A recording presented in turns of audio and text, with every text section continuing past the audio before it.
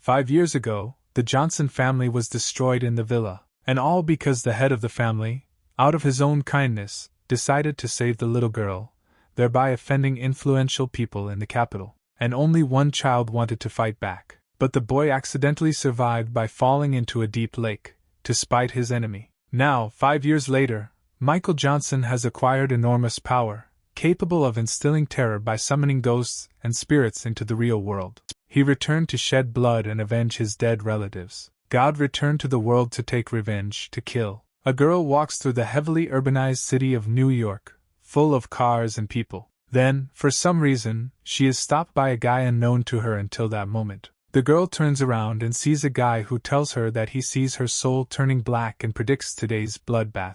He justifies this by saying that it would be better to shed a little blood and hurry to prevent the consequences. The heroine is very surprised by what was said, asking again as if trying to make sure that she didn't hear it wrong. She then calls the guy a dirty pervert, refuses to date him, and walks off into the sunset. The guy reflects on the fact that he was just kindly remarking, and he was already called a pervert. How quickly women have changed in New York, but in the end, this is not Chicago. Then Michael remembers that he was born into a happy family, but his peers always mocked him for belonging to the Johnson family. But 5 years ago it all ended because his father decided to save the little girl. But one high-ranking person did not like this, and therefore a few days later, during a banquet at the villa, the Johnson family was destroyed. Only Michael survived. All the family's friends did nothing and just stood and looked at such a tragedy. Michael was very angry at the killer of his family. He vowed to kill him no matter what. However, the boy's attack was unsuccessful, and the rich man only laughed at his stupid attempt. In the end, the mother miraculously managed to push the child into Lake Newark, where the master saved him and took him with him to Chicago, giving him the ability to summon ghosts and spirits. Now the master gave Michael the task of returning to New York, and he vowed that he would take full revenge. After his memories, the guy feels that his body does not move, and because of the oppressive atmosphere it becomes harder to breathe. He then notices the spirit that he assumes is to blame for these feelings and captures it. Passers-by on the street feel something strange, but cannot understand what exactly happened. Michael understands that before carrying out his revenge, he must first complete the task assigned to him. Apple is one of the 500 largest companies doing business in New York. 3 days ago, the old man found out that within 100 days trouble would happen to Sarah Walsh, after which she would most likely die. The old man said that he had something with her grandmother, maybe Sarah was his granddaughter. At the entrance to Apple, Michael Johnson is stopped by security guards. He wonders if they know a person named Sarah Walsh. The guards indignantly ask whether he has an appointment with the above-mentioned lady, to which he declares that he has a very important matter and they need to meet in person. The security doesn't want to let him in and doesn't believe him, saying that Michael needs to leave immediately while he's still alive. The guy uses his strength and makes the guards fall to their knees in a panic attack. The main character turns everything into a joke for those around him and goes about his business. He sits in a comfortable pale yellow chair in the organization's lobby and orders the chief to be called to him. People start to panic. Something strange is happening. Michael is confused. An armed detachment bursts in and encircles young Johnson. The head of security approaches the guy and threatens him with consequences for entering this office. Michael, in a rage, repeats everything he told the security earlier. The head of security senses that something is wrong with the guy, and he is very strong, so he caves and says that Sarah is not in place today, but Michael can leave his contacts. The hero pretends to believe that his goal is not in the workplace, and therefore resigns himself to his fate. But he immediately reports that he still has nothing to do, so he can sit here all day, indifferently sending the squad to rest. The chief security officer is confused. He understands that he will lose his job if he does not drive Michael away, but he cannot do anything about it. Then he changes his mind and orders his men to seize the young man who broke into Apple. Some pretty girl with good shape and heels appears and orders the security to retreat. She attracts the attention of those around her and turns out to be a director named Jessica Nightingale, whose beauty can only be matched by President Sarah Walsh. The security officer tries to warn the headmistress about the danger, but she brushes his words aside like an annoying fly. Jessica introduces herself to the intruder and asks how she can help him. Michael peers at the director, and some images from the past begin to pop up in his head. He recalls that Jessica was his desk mate in elementary school and that they had a great relationship until middle school. Johnson again falls back into the events of 5 years ago, seeing his return to the already sealed house after the incident. The whole city turned its back on his family, and an assassination attempt was made on his father's company. All of New York was at the mercy of one man. Despite the pressure from others, Jessica endured all the rumors and buried my parents on the mountain, placing a tombstone. Michael did not think that they would ever meet again.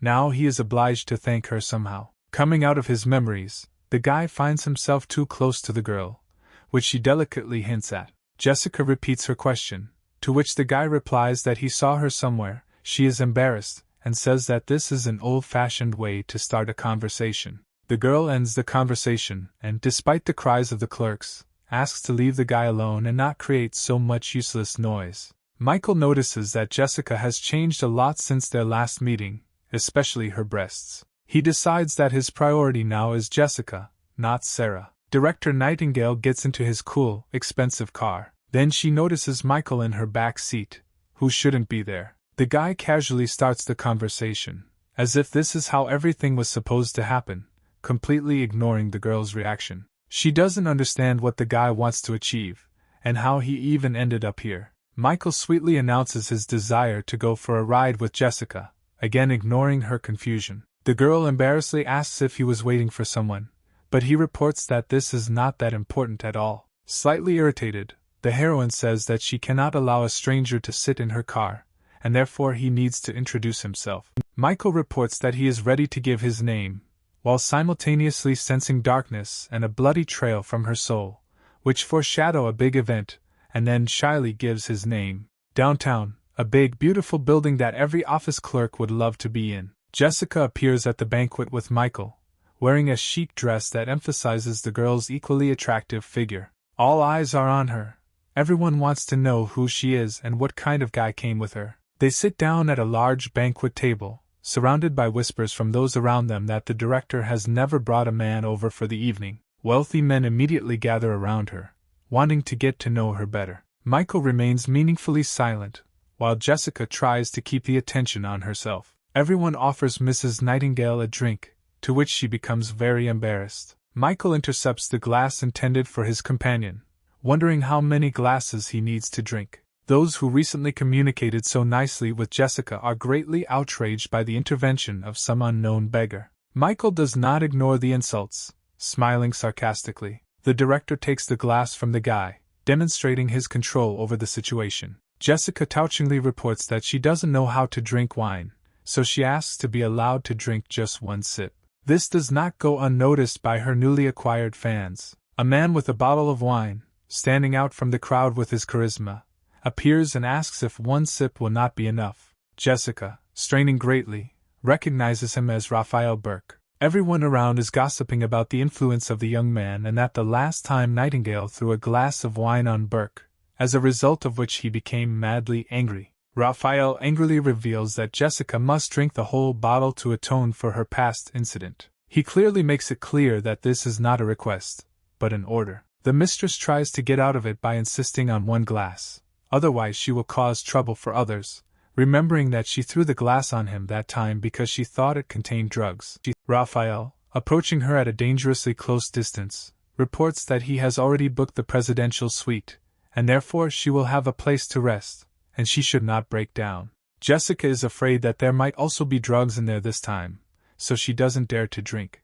The aggressor flares up in his displeasure, calling Jessica dirty names, hinting that even Sarah Walsh is drinking today. Sarah tearfully reflects on her situation, realizing that compared to his power, it means nothing. Michael bursts between the two people, taking Raphael's bottle away, leaving him in angry confusion. Burke curses dirty at the hero, for which he is instantly hit on the head with a bottle, causing it to shatter into pieces. The former abuser complains of a pain in his head, like a small child. Michael responds to the complaints by saying that it is rude to force a girl to drink. Everyone is shocked by what just happened to such a highly respected person. Someone notices that the guy will not live to see tomorrow morning, because he went against the Burke family, one of the most influential politicians in New York. Jessica begins to beg to spare her friend, promising to drink any wine in any quantity, understanding the consequences. In great rage, Raphael curses at the heroine and hits her in the face,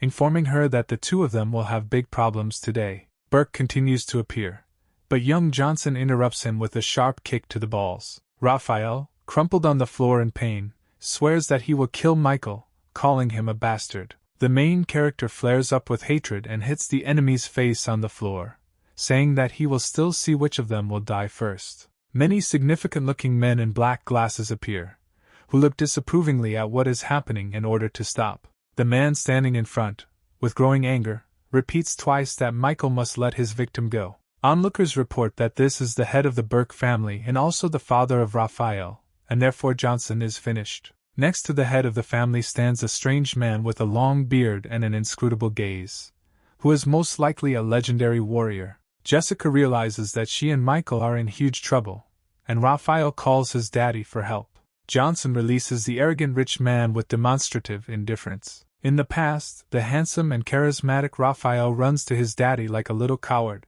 The ancient warrior also has some kind of secret power, like Michael, but does not express any emotions. Little Burke begs his father to punish his offender for taking Jessica from him. The father, furious, orders his pathetic son to shut up and get out of here, to which he is very surprised. The head of the family inquires about the origins of the young man from that same warrior named Jack Larson, addressing him personally while Burke's son hides behind him. Larson reports that Michael also has power, and due to his youth it is easier for him to activate the power. The main character listens with feigned indifference, and then wonders what else they have to say, and what they generally want to achieve. The dishonored head of the family sets his warrior against Johnson, telling him to leave the body if he asks for mercy. The legendary warrior warns the hero that the guy should not have gotten involved with someone like him, and begins his attack. Quickly approaching, the old man recommends that the young man beg for mercy. Michael indifferently responds to the enemy, and Jessica, in confusion, wonders whether this is really the same ancient warrior in front of her. Young Johnson, with complete indifference, grabs the old man by the top knot of his hair, wondering if the family has prepared a coffin for him. The old man experiences an indescribable range of emotions from the impudence of the boy. Jack Larson's eyes flash with blue flames, and he himself makes a sharp lunge towards his opponent, intending to deliver a crushing blow. Michael dodges the attack without any problems, leaving the warrior confused by his lack of control over the situation. The main character, using his advantage, delivers a crushing blow right to the face of the legendary warrior. From the power of Michael Johnson, the ancient warrior is finally and irrevocably defeated and slammed into the floor, and the main character complains about the old man's dishonorable attack. Everyone around is shocked by what they have just seen and is in a stupor from the shock they have suffered. Michael asks with absolute indifference who will be next. Father and son are shocked by how their legendary war was defeated with one blow. The old man wonders how the main character could have such power. Michael sarcastically discusses who he is. A strong sound wave emanates from Johnson, which does not go unnoticed by anyone present, including the great warrior Larson. Michael arrogantly approaches the head of the family, without even taking his hands out of his pockets, and addresses him by name. Using his power, the young hero intimidates the elder Burke, repeating the threats that were previously addressed to himself. Michael remembers that the Johnson and Burke families feuded for many years, even when the hero was not alive. Raphael's father orders his people to get rid of this insolent man. In the hope of increasing their salaries, the guards, as if in a race, are trying to be the first to get to the enemy. All the guards rush at Michael at the same time, but he calmly deals with them in an instant. The main character says that ordinary people obey and leave, looking around at their defeated rivals. Members of the Burke family humiliate themselves before Johnson and apologize in every possible way, begging him to leave them alive, and Michael mocks their helplessness. The hero's eyes flash with the red flame of revenge, and he says that the debts must be repaid. Just in time to ensure no one gets hurt, security rushes in and orders it to stop immediately. The chief officer, a pretty young girl in a tie and shirt with shoulder straps, asks Michael to move away from the people. Finding members of the Burke family on their knees, she wonders what her son has done again. Encouraged by the arrival of the security service, the father, joyful and relieved, says that they have been saved. Also, being in great shock from what she saw, she notices the defeated legendary warrior of the Burke family, who is dragging on his knees on the floor. Michael grabs the head of the family by the hair and says that he was just bravely defending a girl from a prosperous family from the advances of this guy. The officer aims a gun at the protagonist, ordering him to let go of Burke's hair or she will shoot. Meanwhile, Michael indifferently reflects on the fact that the captain turned out to be a woman. Young Johnson does not comply, which is why he receives a second warning, and all the other armed people aim their weapons at him. Michael is going to deal with them too, again tapping into his inner strength. At this moment, Jessica grabs his hand, apologizes and says that the guy is not okay, he has cramps in his arms and legs. The lady invites the guy to stay here, to which he rightly asks why he needs this. The main characters argue. Jessica says that she will leave Johnson if he doesn't stop, to which he is indignant. At the same time, the head of the Burke family is worried about the state of his hair. Mistress Nightingale sits the guy down and tries to show the security captain that he's surrendering so they don't have to shoot. Michael is very upset that he was not allowed to deal with the security service, so he asks what to do next, and Jessica asks that this be left to her. The director tells Johnson that he will have to travel with the captain, fill out a statement that he defended himself, then everything will be fine.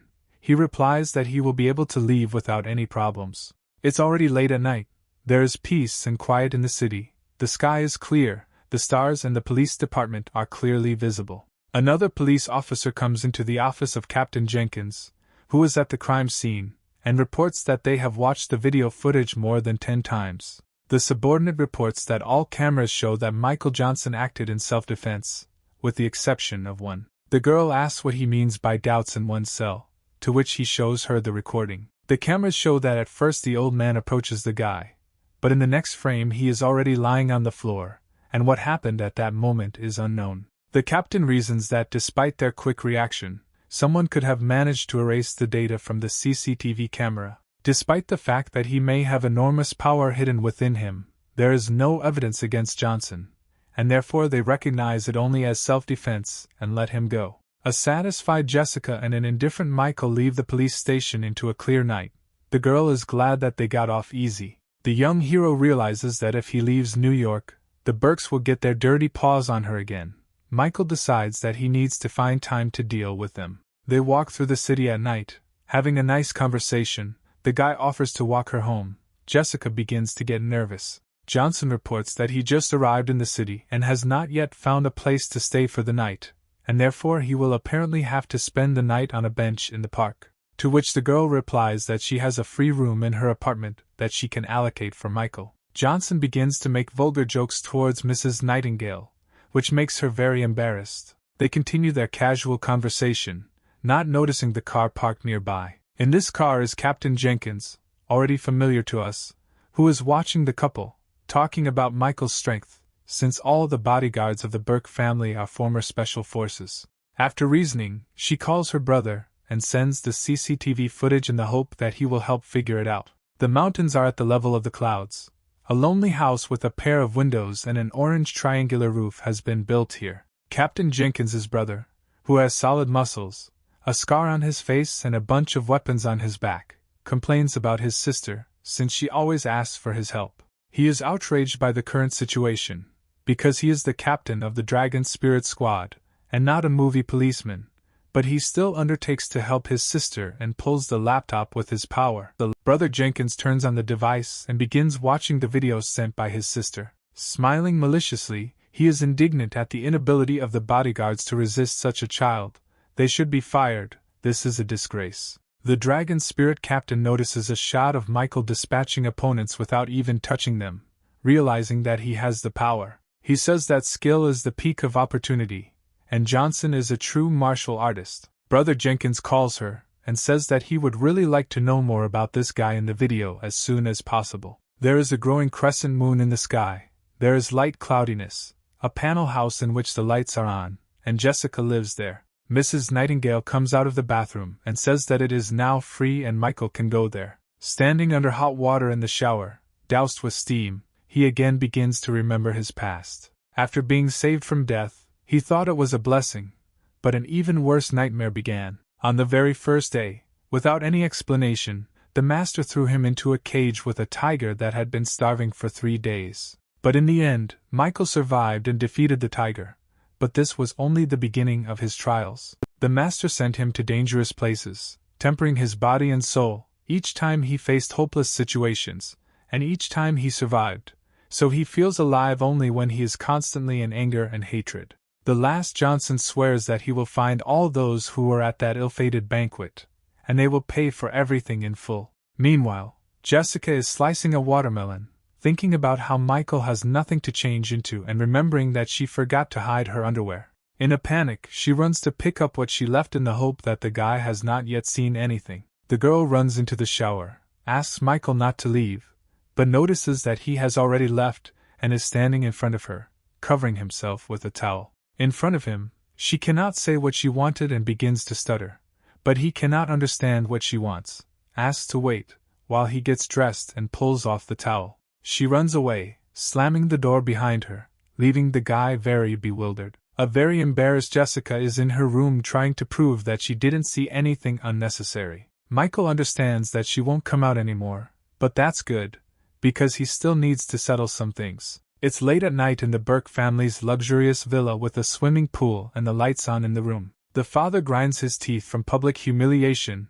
The son tells his father to stop shaking with hatred, as it makes him dizzy. Dad is very indignant. He shouts that because of his useless son, the legendary warrior Jack Larson is seriously injured, and only his grandfather can protect the family instead. The son, sobbing, offers to call his grandfather, since he still does nothing, and the father says that he cannot leave it like this, so he will not calm down until he deals with that guy. Together they decide to call the elder Burke, and Raphael imagines how he will mock Michael, undressing Jessica in front of him. During the conversation, a dark figure appears, suspiciously reminiscent of Johnson, who wonders what they are talking about. The members of the Burke family present are in indescribable shock at the appearance of their newfound worst enemy. Michael sits casually on a chair and invites them to chat, while the others are afraid that he will kill them. The Burkles do not believe that he is capable of killing, but the protagonist begins to use his power against them, directing his supernatural power against his son. The father begins to tearfully beg Johnson to let him live, explaining that he has no claims against him, to which Michael just laughs madly, sarcastically questioningly repeating the phrase about claims. The guy angrily reminds the father of the Burke family that 5 years ago there was a banquet at which all the Johnsons were killed. Berkeley suddenly begins to realize that his opponent is the same boy who fell into the lake, and is surprised that he still survived. Michael slams his hand full of magical power into Berkeley Sr.'s face. The last Johnson, before killing Burke Sr., says that he is not an ancient warrior at all, but a god of medicine, and then laughs at his idea that a warrior is the peak of his capabilities. Michael uses his magic to deal with the man and shouts that he will deal with any one blow. On this day, New York shook. Claude Burke, the eldest of the Burkes, materializes above the mountain in extreme dissatisfaction.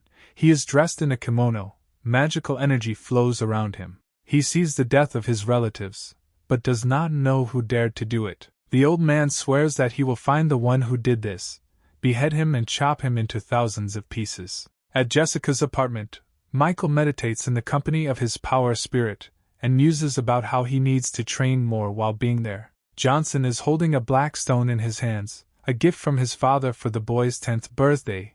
He still doesn't know what to do with it, and in a week the day of his parents' death will come, and therefore he will need to visit them. The guy notices a strange inscription in red on the stone. He suggests that blood should be dripped onto it. The stone jumps out of the hero's hands. The artifact begins to spread large waves of energy around itself, pressing on Michael, which makes his head spin. He won't last long. The young hero appears at the cemetery beaten and half naked, surrounded only by a clear night, swords stuck in the ground, and tombstones. Michael comes to his senses, his head is pounding, and he notices a black fog around him. He ended up in the cemetery of rebirth, and does not understand what is happening there, and how he ended up there. Magic swords glowing with violet fire from the sky begin to fall on him. Among the swords, red eyes with vague outlines of mouth appear. They seem to have bad intentions. Roth angrily says that being in the late stage of life, the hero dared to enter the rebirth cemetery. Multiple dark spirits order the guy to leave immediately if he wants to live. Michael sleeps on the bed in a cold sweat with a black stone in his hand and a sore head.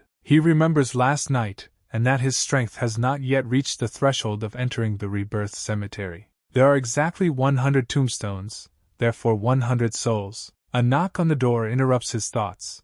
It is Jessica who informs him that breakfast is ready and she is waiting for him. Finishing his reasoning, the guy goes out and sits down at the table, where Mrs. Nightingale is already there and a rich, delicious breakfast. Michael turns to Jessica that she cares about him so much that he doesn't want to leave and offers to wash the dishes, cook on his own and warm his bed on cold winter nights. She notices that she has heated floors in winter, and if he wants to stay, it's not possible since she has monthly rent and household chores. The guy embarrassedly says that he doesn't have money now. Jessica suspects that he decided to live at her expense. Young Johnson grabs a napkin, begins to write something intensely on it, and then hands her a piece of paper with some kind of recipe. This rejuvenating product of one of my friends is considered low grade, but if you register it, then rent will not be a problem. Jessica laughs at his proposal and says that no company in the market would be interested in his proposal. Michael imagines the complete success of the product in his head. Then the director's phone rings. It turns out to be Sarah Walsh. Jessica takes off and runs to the meeting, leaving the guy alone in confusion, recommending that he find a job rather than think about the elixir. The Central Market, where Michael is trying to sell his miraculous remedy, Miracle Hands, which cures all diseases. Passers-by notice the extravagant price of 100,000, and they clearly do not intend to buy this product for that kind of money, considering the guy a man and a charlatan. Suddenly, a pretty girl in a beret and a pink windbreaker appears in the crowd. She calls the seller to her, jokingly calling him a charlatan. Michael leaves with the girl. Upon arrival, they see a large, beautiful house. The guy again advertises his medicine, but the girl explains that this is not what she brought him here for. She introduces herself as Anna S. and says that she is extremely captivated by his desire to outwit everyone, to which Michael says that he has no time for games, and then he tries to leave. After that, she gives a card, the balance of which is the promised 100,000, and the main character changes his position and says that he is all at her disposal and will go through fire and water for her. Anna tells a sad story about her family and about the illness of her father, who only has a couple of days left to live, and she is also afraid that after his death her mother will do something stupid. She asks Michael to take his father to the mountains for pretend treatment to make it easier for his mother to bear his loss, and the guy notices that this miss is not very smart. Finding a benefit for himself, the hero promises to do everything in the best possible way. They enter the house and are greeted by the doctor, noting that now is not a good time to receive guests, since her father Robert Clark is ill. The guy and the girl enter the chambers, finding the older Clark looking sick. The girl tells her father that she has returned again.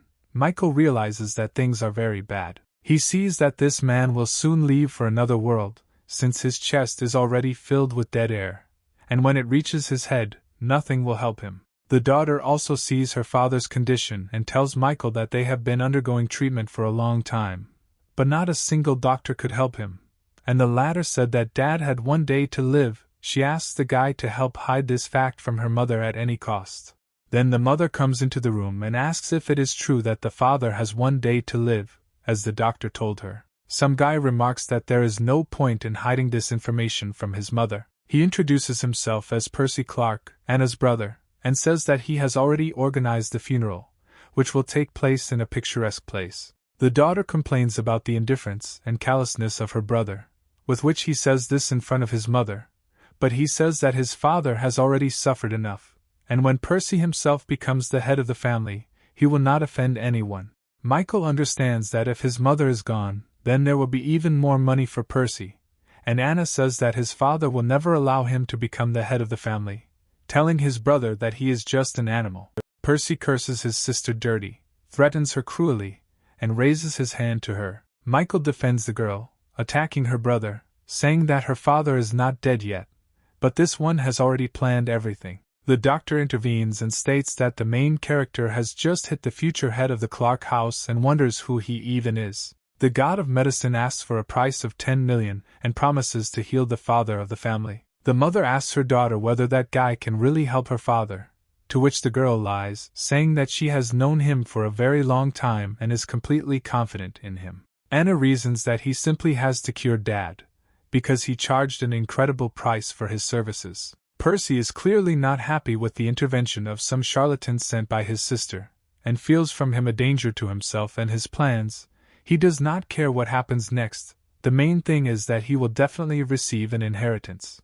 Michael approaches the bed of the father of the Clark family. There is no one else in the room. The guy decides that he will not let him die, since they have already met.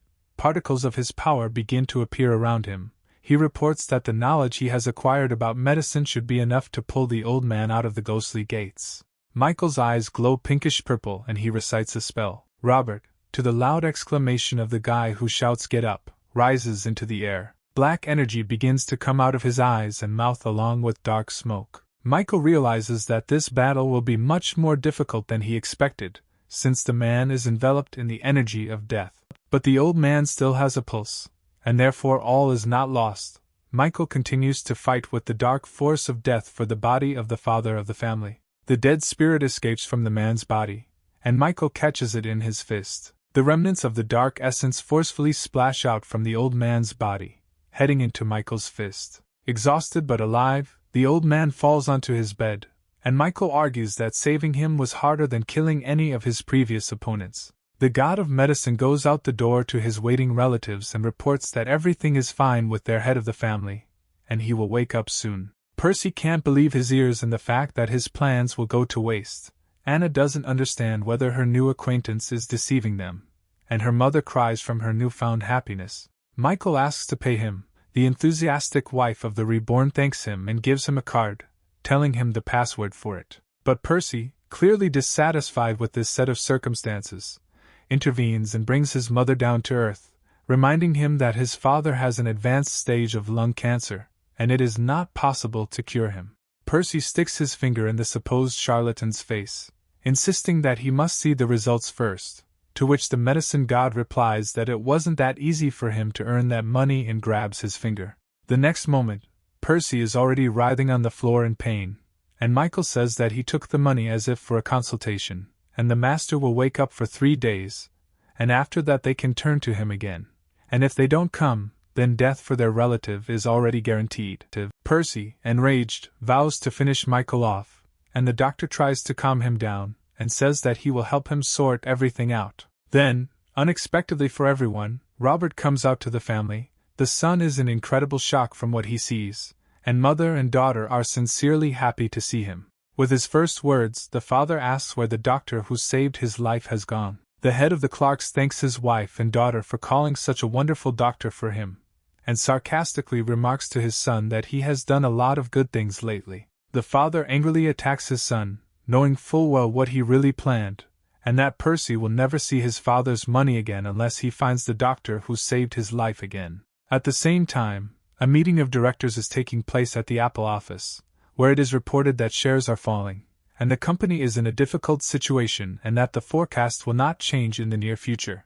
Everyone is discussing that they need to launch a new line of cosmetics to avoid bankruptcy. Jessica sits in complete confusion, remembering Michael's recent dubious proposal. She's all nervous, her chest itches, she tries to do something about it, and finds Johnson's note. The paper contains a recipe for the very elixir that the young man was talking about. While Jessica is talking about how something like this can cost 10 million, a girl with glasses comes up behind her and snatches the piece of paper from her hands. Carmen wonders what the headmistress is hiding in her underwear, and then wonders what the recipe is. The girls begin to argue over the piece of paper, since Carmen does not want to give it back and mocks Jessica, hinting that she got the recipe through the bed, to which the heroine hints that not everyone is like her. The rival ignores Mrs. Nightingale's requests and tears the paper in front of her eyes. Jessica is incredibly angry and cannot say a word out of anger, and then pushes Carmen, shouting that it was her piece of paper. The others, noticing this altercation, completely ignore what is happening, since this is not the first time this has happened. The girls swear and angrily grab each other by the hair, swearing over the just destroyed piece of paper, and Carmen also insults Jessica, and she threatens to tear her painted face like that note.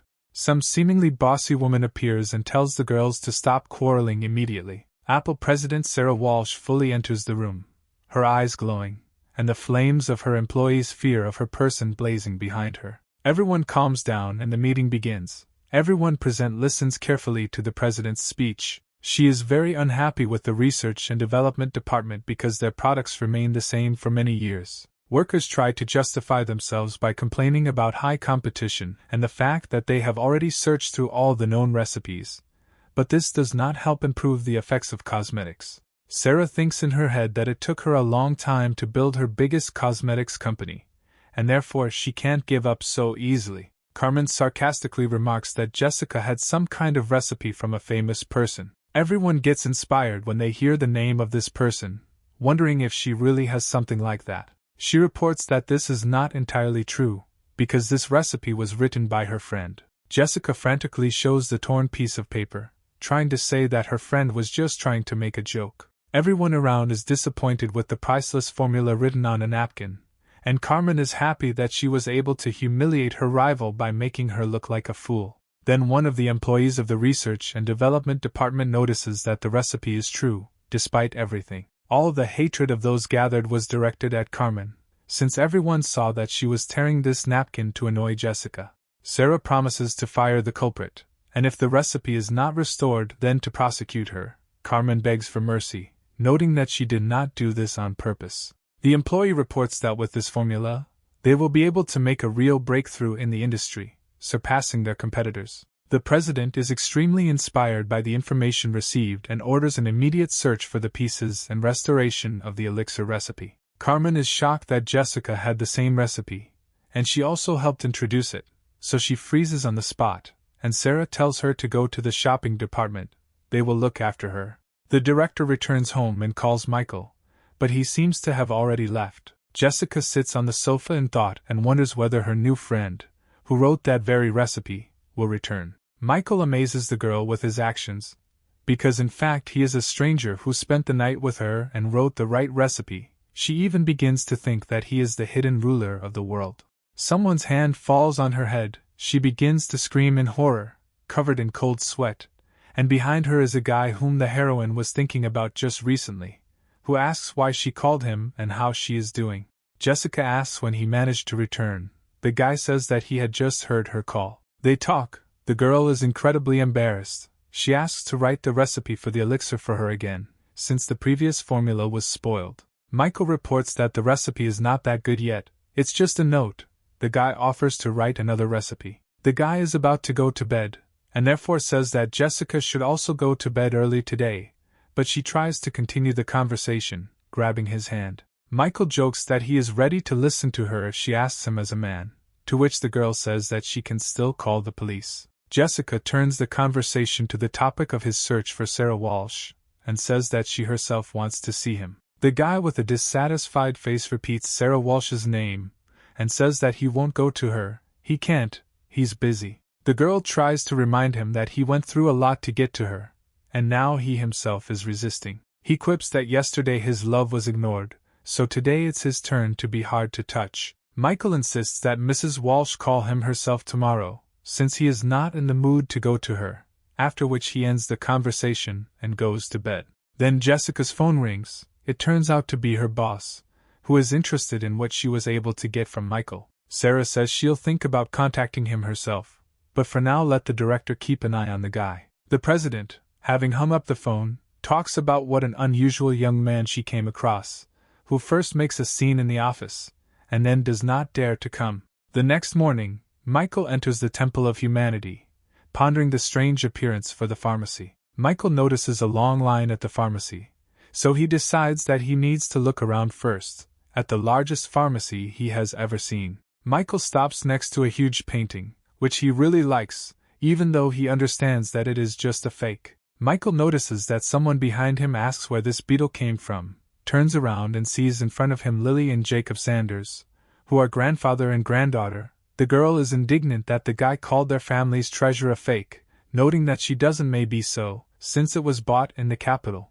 Jacob delicately notes that several collectors have noticed the authenticity of the image, to which Johnson replies that this only proves that they and the collectors are uneducated. He notices the flaw, but dismissively says that the copy is very good, and therefore they can continue to deceive people, and then sadly remarks that he expected to find something worthwhile here. The granddaughter begins to glow with magical turquoise energy, and the grandfather tries to stop her, reminding her that this is a simple person. She can't let the bastard be so arrogant, and prepares a magical strike, swinging her leg at him. Grandfather shouts that ancient martial arts cannot be used against mere mortals. Michael, without much difficulty, grabs the girl by the leg with which she wanted to inflict a magical blow, disdainfully wondering if this is really all she is capable of. Lily in her head is shocked that the guy so easily defended himself from her technique, with which she easily knocks out 2 bags of sand. The main character asks if she has calmed down and begins to tickle her recently captured leg.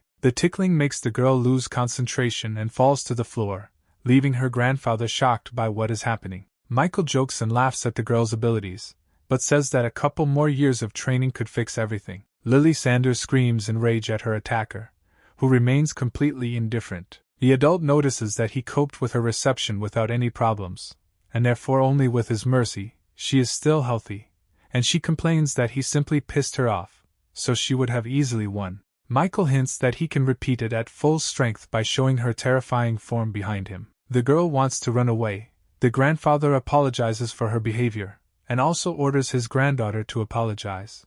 After this, the old man asks Michael to tell him more about this picture, since he is already too old for such riddles. Michael, using his superpower, shows the old man why he said that the painting is a fake, and also reports that sometimes it is very difficult to distinguish a fake from the original. Besides, the author of this work tried very hard and not for a small amount. After the story, the hero receives medicine from the hands of Lilia Sanders herself, the granddaughter of the chief physician. Michael offends the girl, to which she flares up again and declares that today is simply not her day, and in general her grandfather interrupted her. Jacob puts the girl in her place, saying that even her master cannot learn the powers that the guy standing in front of them has. Michael orders more medicine. They say they will do it for free for the inconvenience, but the guy insists on paying. Johnson says that he has enough money to pay, and the girl makes faces at him in order to somehow offend him. Jacob tries to explain to his granddaughter that this warrior is from a famous family, and if it's really him, then the city will be uneasy in the near future. Michael walks through the city and remembers his plan for revenge and that it is time to prepare for it. But first he realizes that he needs to deal with the annoying fly, meaning the suspicious guy behind him. Meanwhile, in the pharmacy the argument continues about who this guy was here just now. The girl does not believe that he is special, and the grandfather says that he is, however, stronger than her master. There are rumors that he can destroy entire troops with his bare hands. All weapons are powerless against him, and people are just ants to him. The girl says that he is too young, but grandfather continues that he is not even a master, but something more powerful. You can't give him more than 20, and he already has so many opponents, so we shouldn't become one of them. The Clark family messenger is happy to have found the one he was ordered to find so quickly. Michael turned into an alley. The guy thinks that he was noticed, but it turns out that his target has completely disappeared. The guy is still confused, but Johnson is already diving on top of him using his magical power. The servant finds himself under Michael.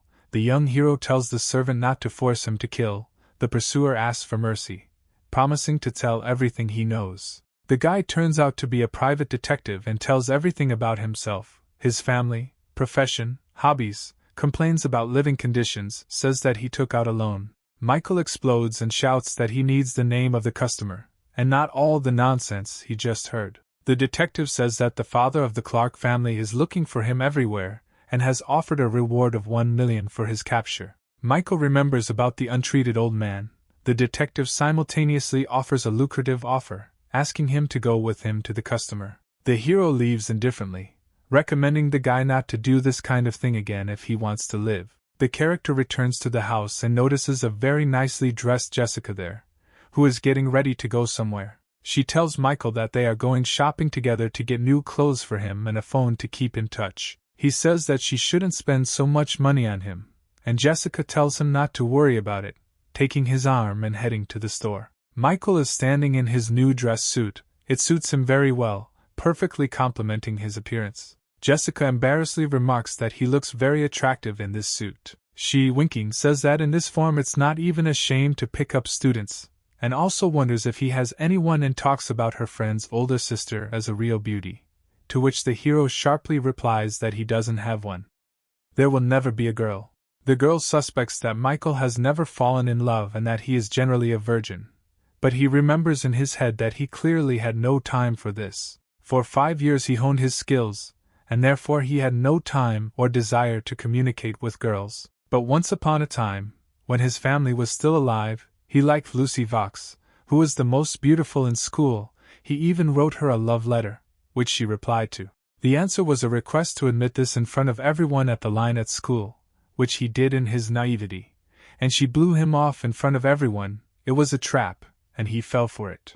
Then he realized that girls are a waste of time and resources and not worth it. The guy is burning with rage, and the girl tells him not to worry so much, because she didn't have anyone either, but life is still wonderful. They go to another store, talking peacefully, and on the way they meet Maria, a friend of Michael's first love. Dahlberg ignores the hero, turning only to Jessica, noting that she has not changed at all and seems to have a boyfriend. Then she notices that he looks suspiciously like Michael Johnson. Next, she tells her friend the story that the hero recently recalled. After searching the internet, they find out that the victim of their dispute has already died along with his entire family. Michael flares up and wants to shut up the stupid old acquaintance along with her vile boyfriend. Jessica notices the guy's condition, grabs his hand and tells him not to pay attention to them, and takes him further to the shops. Insults fly in the back. Michael says that he could get rid of them without any problems, to which Jessica gently hints that the guy was already at the station a couple of days ago.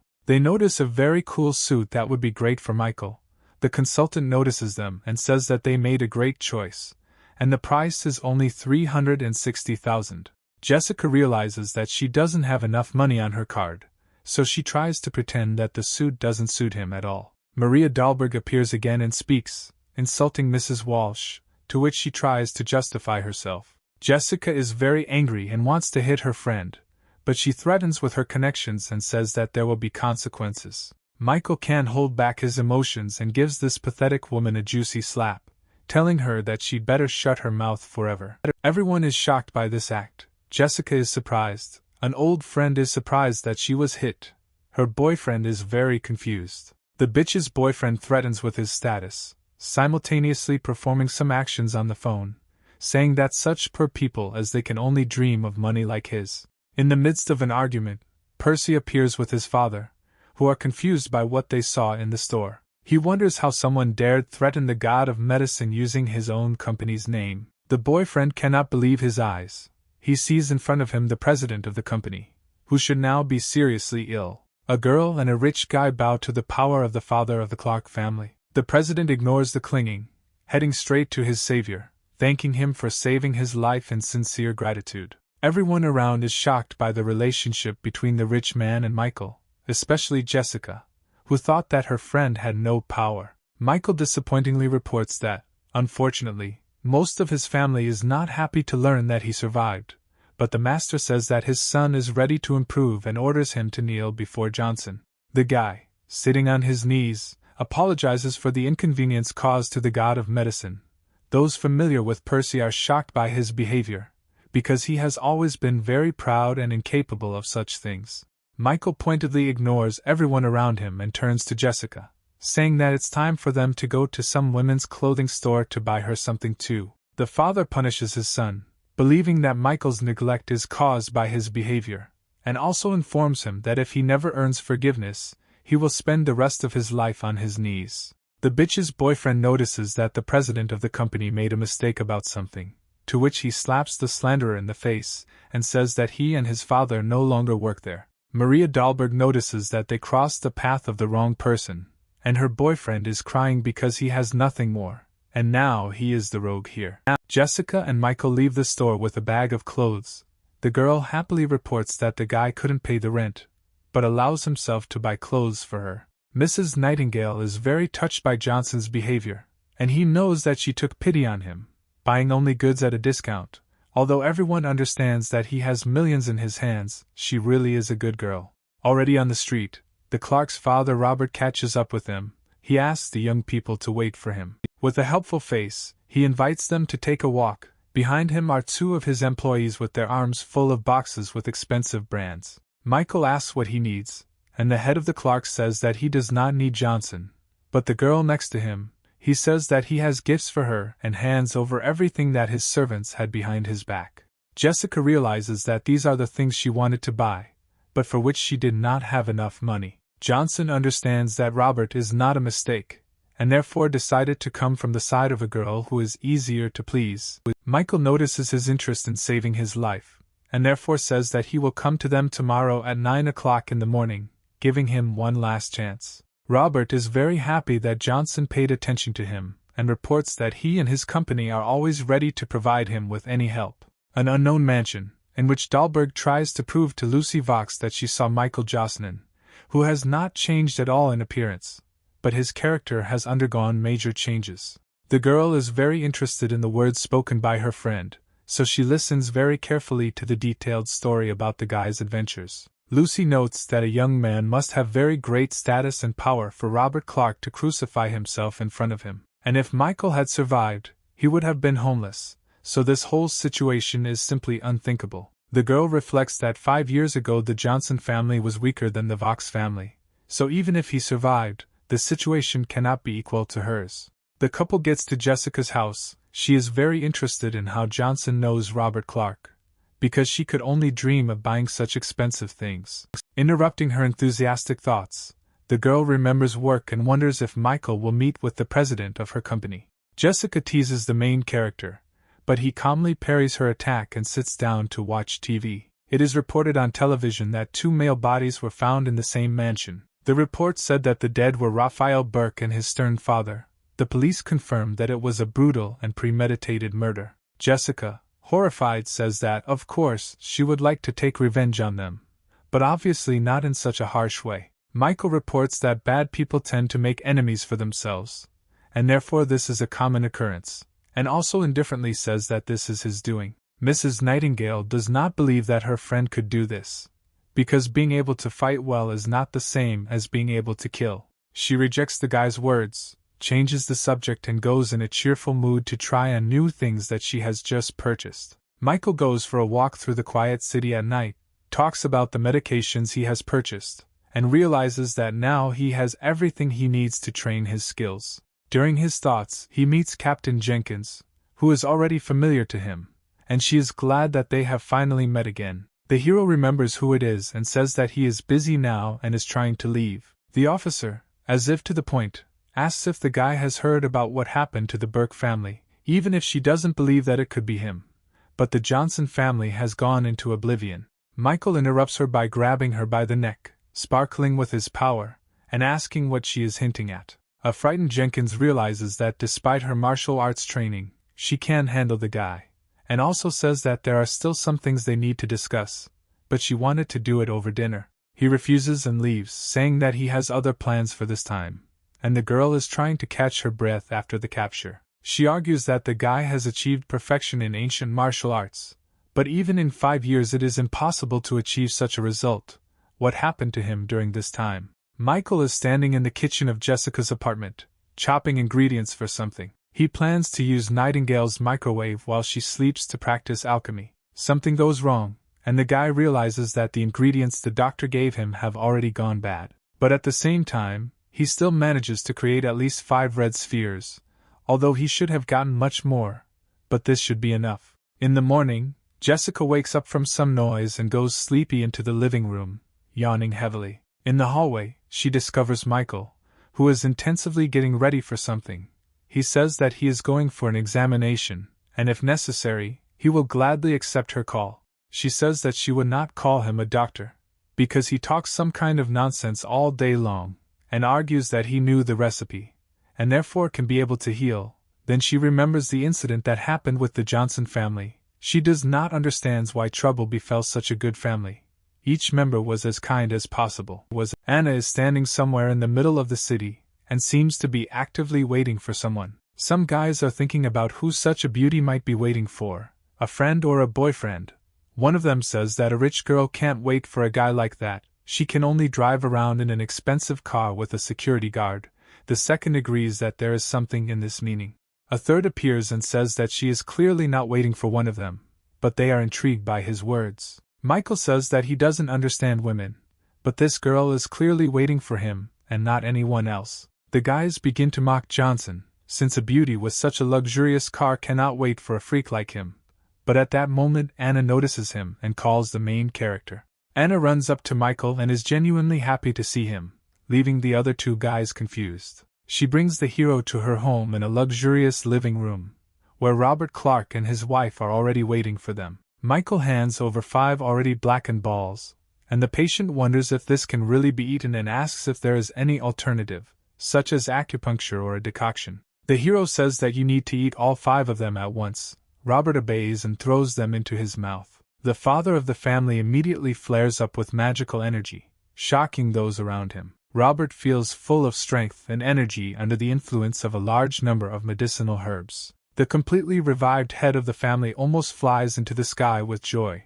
His relatives think that he fed him stimulants. Robert says that he will be grateful to Dr. Johnson all his life, giving him $100 million for his help. Michael says that this is just a deal and there is no need to exalt him too high. The restless father of the family reports that he has an empty property, and gives the key card to Michael for use, and also hopes that the doctor will have time to have dinner together. Michael thinks that he can store his medicine in the empty apartment, and Clark himself can be useful to him because he understands business, and therefore he can help with the company taken away from the Johnsons. The hero happily accepts the key card and makes an appointment for dinner tomorrow evening, and Robert agrees. The young god of medicine says goodbye and silently leaves the Clark house to go about his business. Michael stands next to a huge pile of medicines that the eldest of a dynasty of doctors has prepared for him. The recipient is satisfied with the quality of resources for his work, and thinks that these doctors are successfully maintaining the bar. The seller sets the price at $5 million, because he remembers that Johnson will not accept the goods for free. But Michael understands that the price of the goods is at least twice as much. The main character wonders where his granddaughter went, and having received the answer that she went to the mountains with the master, Michael gives the old man an incomprehensible piece of paper for his granddaughter, and tells him to give it to the master if she doesn't understand what it is for. Michael asks where alchemical supplies can be purchased in New York, and the old man wonders how this young gentleman even knows about alchemy. The pharmacist notices that the alchemists disappeared thousands of years ago. There are only a couple of pills left on the market, but they are priceless. It used to be that a family with an alchemist could become one of the leading families in just 3 years. The old man is shocked by Johnson's capabilities, but he jokes that he doesn't understand anything about alchemy. He just likes the aesthetic appearance of alchemical furnaces. Having received the answer that the stove will be available at auction in 5 days, Michael asks to contact him and leaves. Then Lilia Sanders unexpectedly returns with her master, and shouts to her grandfather that they have returned. First, the grandfather asks whether his granddaughter behaved well, and then he talks about how Michael Johnson was here again, and she offended him last time, and this time she ran away. The girl insists that his master is cooler, and the teacher himself tells the girl not to say anything stupid, because her grandfather does not say meaningless speeches. Jacob reports that Johnson left something for her and hands over the piece of paper. The granddaughter, of course, cannot understand what is written there. She throws away the paper, saying that everything is written there in terrible handwriting. The note ends up with the master, and he wonders if her grandfather mixed up something and whether it's really for Lilia. The master determines that this note is from a real professional, and very nervously asks Jacob to meet this young man. The teacher says that even in his youth he trained and his strength was of astronomical proportions.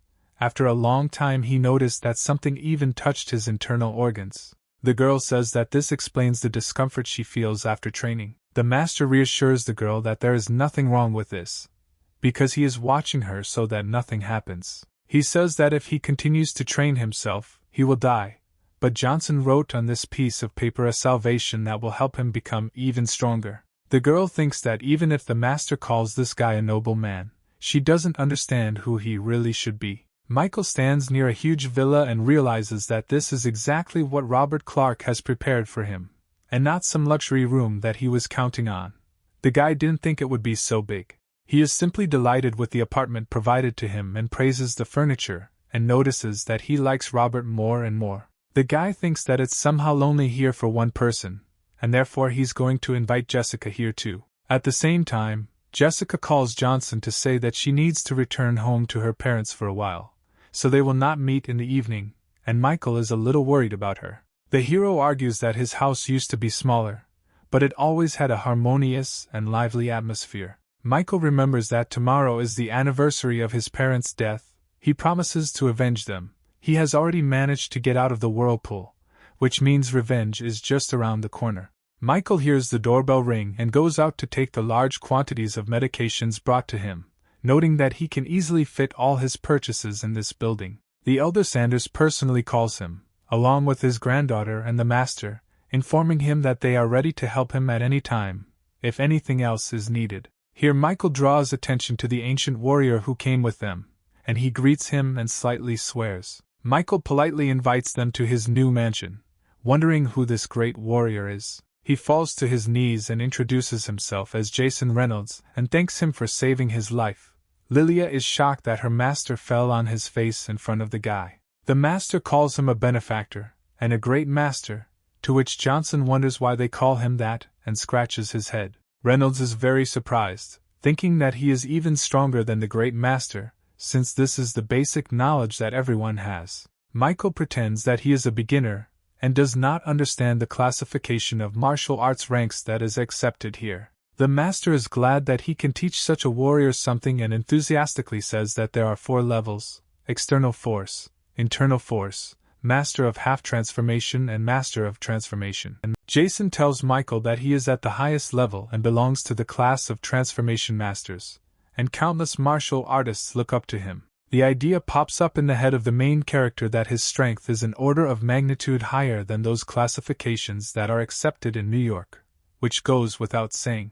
Remembering the correct classification, Michael understands that he is approximately on the same level with the strongest current masters in America, although he is still very far from the true peak. Johnson believes that he underestimated the masters, and therefore asks Reynolds about how many of them there are and discusses whether there might be someone stronger than him nearby. Jason reveals that he does not know the exact number, but he knows that most of them are somehow connected to the Hodges family, and also says that despite the current era of technology and progress, those who truly control their rights know about martial arts. No. Jacob says there are 4 main families in New York and the 4th of them is the Burke family. It's a pity that they were recently killed, but their old man is a master who secretly practiced the arts. Michael recalls that just before his death, Raphael's father threatened him with violence from the eldest in the family, calling him a strong master. Among the rest of the families, Lucy Vox made the most impression.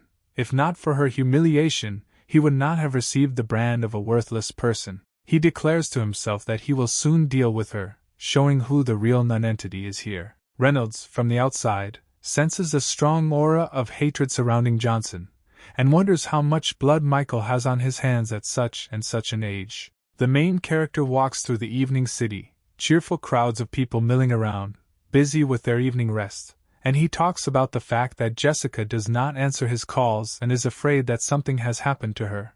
Michael's stomach insists that they need to find some place to eat. He walks into his old friend's diner, remembering the past that united them and how the food was always very tasty there, and even when he was deeply depressed, his friend was always there. But it turns out that there is no one in the stall.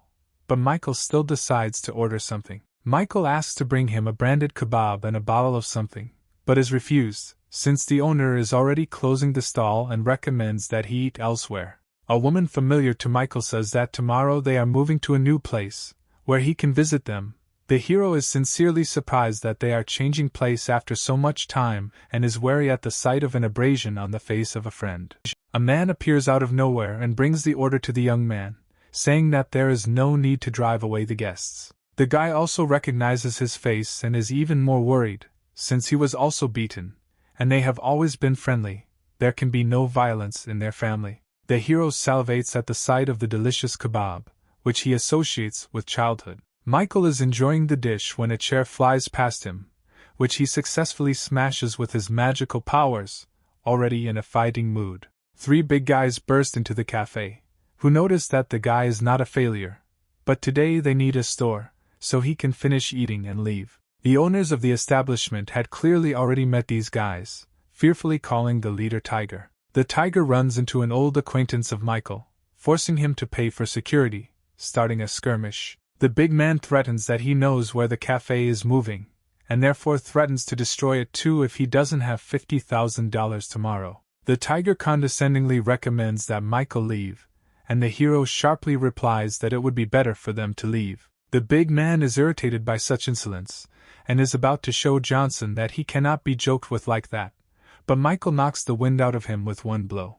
The owners of the establishment are shocked that this guy knocked out the creator of their problems so quickly that they didn't even have time to see, and Michael wonders if everything is fine with them. The tiger comes to his senses and, with a wild scream, attacks the young small business advocate in a sharp counterattack. Michael counters the attack with a sharp uppercut that sends his opponent's head crashing into the ceiling, landing him on the next floor. Tiger's henchmen are shocked by what they saw and don't know what to do now, looking at their boss, who is stuck in the ceiling. The main character, spraying his aura everywhere, clearly explains to the extortionists that he promises to give them a good reception if they show up here again. The gang sits on their knees in front of Michael, begging for mercy, and promising that they will never allow themselves to do this again, and will not dare to disturb the owners of this establishment, and then they run away, released by the young guy.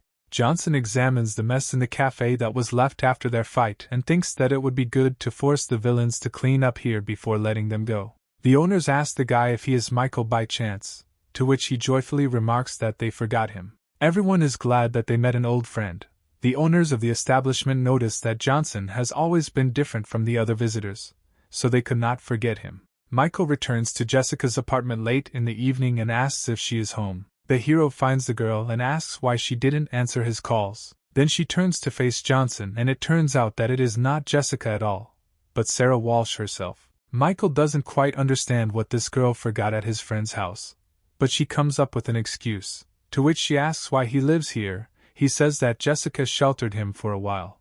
Michael notices that Sarah looks great and doesn't need anyone's help at all, although the master sent him to her. They begin to talk and during a two-way interrogation they realize that neither of them can contact Jessica. Then Michael fears that she has become a target for his enemies. Young Johnson abruptly takes off in search of his girlfriend, and Mrs. Walsh is shocked that after everything he takes her and leaves her, although he himself had recently been looking. Sarah is not ready to put up with the insolence of a guy who has a recipe that she needs and decides to come up with an approach to it. Michael left, and she wonders what kind of person he is, because there is no information on him in the public domain and comes to the conclusion that it exists, but is protected by higher authorities. Such a guy can be useful for the company, but it will not be easy to control him.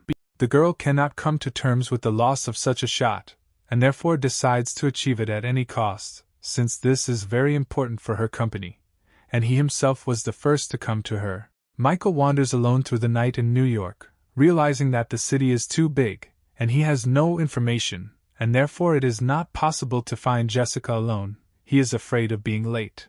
The hero decides to resort to the alliance of the person with whom he promised to no longer have anything in common, but realizes that now this is his only way out. John Locke stands in his luxurious office in the middle of a luxurious building that completely belongs to him, and looks at the panorama of the city. His phone rings. He thinks out loud that no more than 6 people on the entire planet know this number, and therefore this call definitely means something. Michael threatens John not to try to trace the call or find the caller, otherwise he will take away everything he has given him, including his life, and then asks for help finding the director of Apple named Jessica Nightingale, who has not been in touch for 10 hours.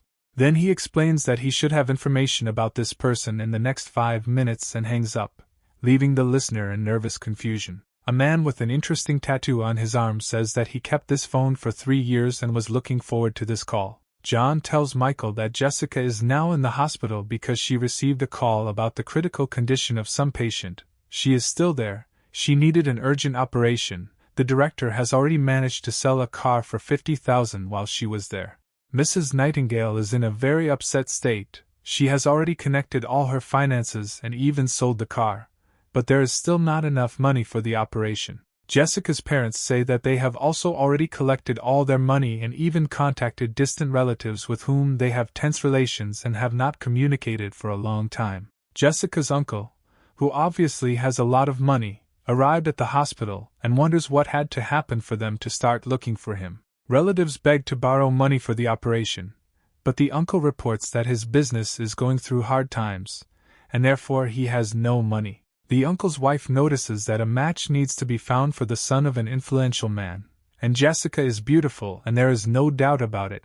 If she gets married, her husband will be promoted. The aunt not very politely hints that if Jessica agrees to a marriage contract with the stupid son of a rich man, then they will have money for her brother's treatment. Jessica is shocked. Her uncle's wife says that this is the only solution available to solve their problem. The parents are against selling their daughter. A distant relative puts pressure on the girl, saying that her brother is only 14 years old. Can she really calmly watch him slowly die? You are his sister. But then from the door comes the inquiring cry of Michael, who is interested in who is going to marry off his girlfriend. He wonders why Jessica didn't tell him about her brother's illness. For him, as for her boyfriend, this is too much, and all the relatives are shocked by what is happening. Jessica's greedy distant relatives are trying to destabilize the guy, since they do not benefit from his existence. The girl, to prove that Johnson is her boyfriend, kisses him on the cheek, stunning even him. The uncle insists that not every man can afford to pay for such an expensive operation. Michael, with a smug look, reports that 400,000 is mere change. He paid for the operation on the way to the hospital. Johnson understands that he didn't have time to do this, but he's glad that he managed to get here before Jessica agreed to the marriage, even if he was found out. Michael laughingly reports that the money did not go to the hospital but directly to the best doctor in New York, Johnson, who will cure the guy in no time. The uncle's wife remarks that for some reason she has never heard of this doctor. The hero thinks this woman should work as a detective, and he confidently replies that, of course, she didn't hear, because this doctor is himself. The uncle dies laughing from such a statement, and his wife says that if he is a doctor, then she is a god. 2 doctors enter and ask the patient's relatives to be quiet. One of the doctors turns out to be Robert Clark's attending physician. This doctor immediately rushes to Michael as soon as he notices him, to warmly greet him as a true god of medicine. All the relatives are on the verge of fainting from what they heard from a highly qualified doctor. Michael tries to hide what happened in the Clark house, hinting to the doctor that they saw each other in the hospital.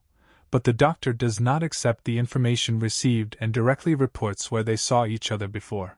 Jessica's uncle is shocked that such a piece of trash as Johnson can be called a doctor, and also be so widely known. The doctor gets tired of the constant performances of distant relatives, and therefore he calls security, who immediately escorts them out of the premises. The doctor suspects that they may have rabies and suggests placing them in a dispensary to prevent the spread of the infection. Michael, hugging the doctor, says that despite his average skills, his methods are quite cruel, to which the doctor remarks that they dared to disrespect the god of medicine and deserve such punishment. Jessica lightly tugs the guy's sleeve and asks him to help her brother. She and her family will definitely reimburse the cost of the operation. The doctor convinces the relatives that he will undertake the operation, and besides, he will do it completely free of charge as a token of Michael's merits. The guy doesn't stand aside and quickly writes something down on a piece of paper for a doctor he knows. The doctor reads the note, and sees that it describes an ancient needle insertion technique that will greatly improve his work.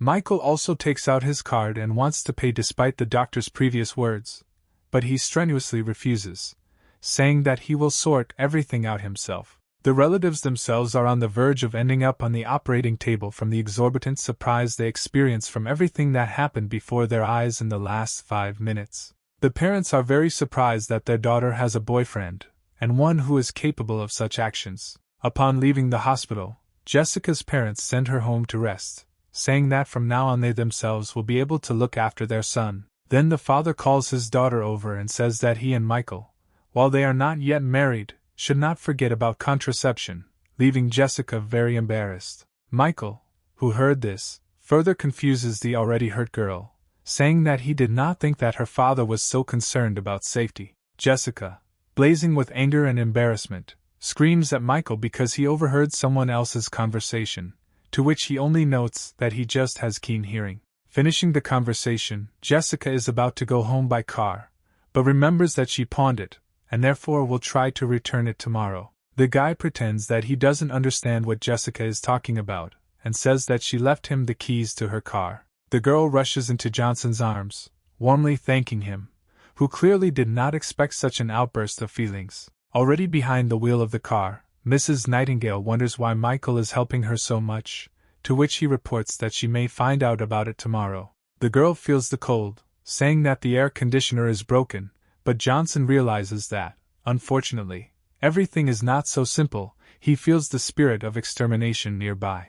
The guy asks Jessica to follow all his instructions exactly, and he jumps out of the car, informing her that she needs to return home to her apartment and not stop, so that she doesn't hear behind her. Next, the girl needs to hide in Michael's room and call the last contact from his phone and ask him to send the strongest person to her within 30 minutes. And when people come, don't resist, wait for me. Michael is left alone on the road, watching Jessica's car go around the corner. A black car drives up to him, from which two figures get out. The guy says that it's time to meet the enemy. The man who killed his family 5 years ago appears before him, declaring that he did not think that anyone from the Johnson family was still alive. Michael asks if the man wants to kill him, and he laughs and says that the guy is real trash and doesn't deserve him to want to kill him, and sets his driver on. The villain lunges at Johnson, who stands in the same unchanged position, ignoring the threat. The hero delivers his signature blow, knocking back his defeated opponent,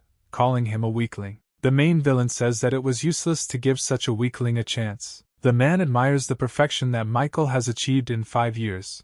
Today Liam Sparks himself will let him die. The hero notices pointedly that his opponent is talking too much nonsense. The handsome man begins his speech by revealing that he was the one who killed the entire Johnson family 5 years ago. Liam invites Michael to be his loyal dog, instead of the guy the last Johnson just killed. The main character reports that Sparks takes on too much, relying on his amateurish kung fu. The young hero wonders if his opponent has noticed that his main weakness is illusion, and multiple images of dark spirits appear behind him. Michael flares with the quintessence of all his power and strength, and warns that he will not allow the murderer of his family to die so easily, like his subordinate. The main villain cannot believe that there is such a young master in America. He himself cultivated for 40 years, spent countless efforts and wealth, and only barely became a master. Even if he doesn't understand how the guy achieved such a result in such a short time, nevertheless, the gap in their experience is colossal.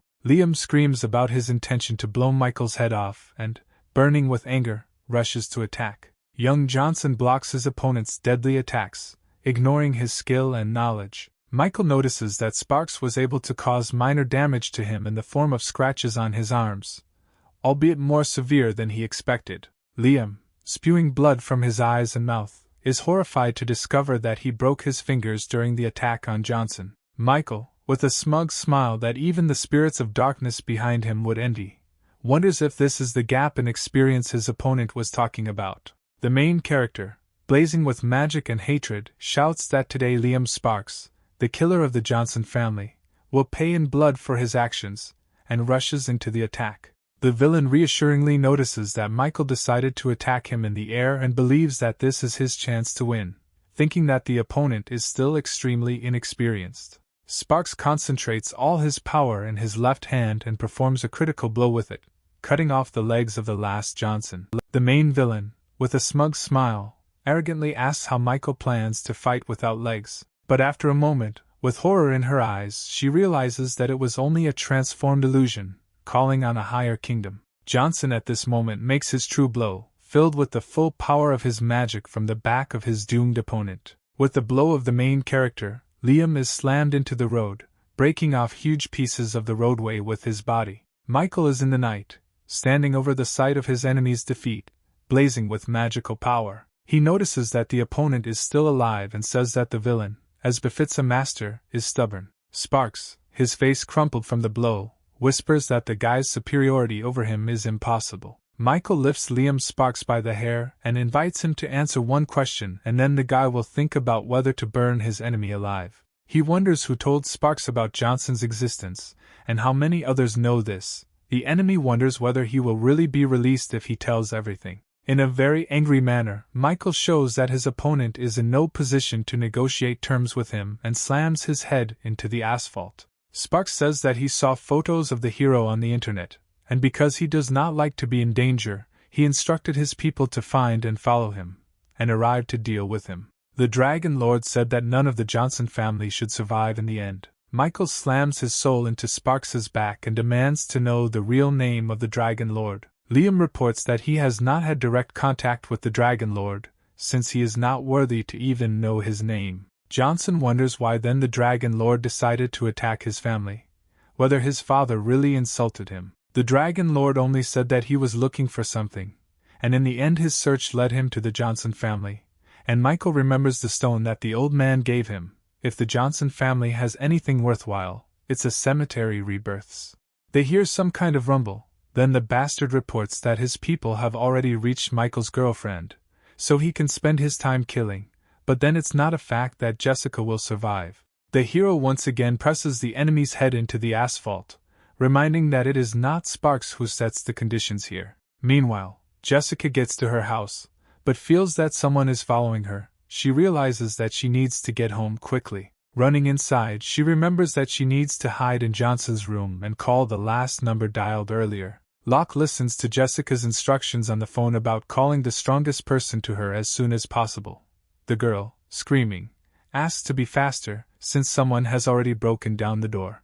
A bunch of unknown aggressive people are standing near Jessica's door, listening to the instructions of the main one. While Jessica calls Locke, the enemies make their way up the stairs towards her. The man quickly ends the conversation.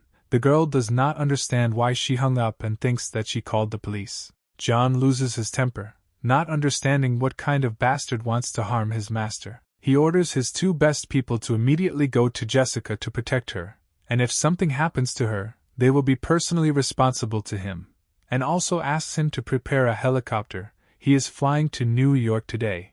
His people report that there will be an important meeting tomorrow, and he cannot cancel everything like that, to which Locke snaps to tell everyone gathered that he will not come. Meanwhile, Liam's men break into Jessica's apartment and actively search for her. Jessica, panicked that they are so close, notices that something is wrong with the door to Johnson's room. It seems to be glowing. One of the thugs says that he will kill the girl quickly if she comes out to them on her own, but the second one says not to listen to the first one and shouts that he will slowly torture her. The chief reports that today they must do without the murder, since there has been no contact with Mr. Sparks for some time, and the plan could change. However, he also means that he doesn't forbid playing with it for a while, leaving his colleagues delighted. One of them hits the door with all his might, but it does not give in under this inhuman pressure, and the striker is shocked that the door remains intact after his attack. The one who hit the door lights up with a blue flame, and fiery spirits gather around his head,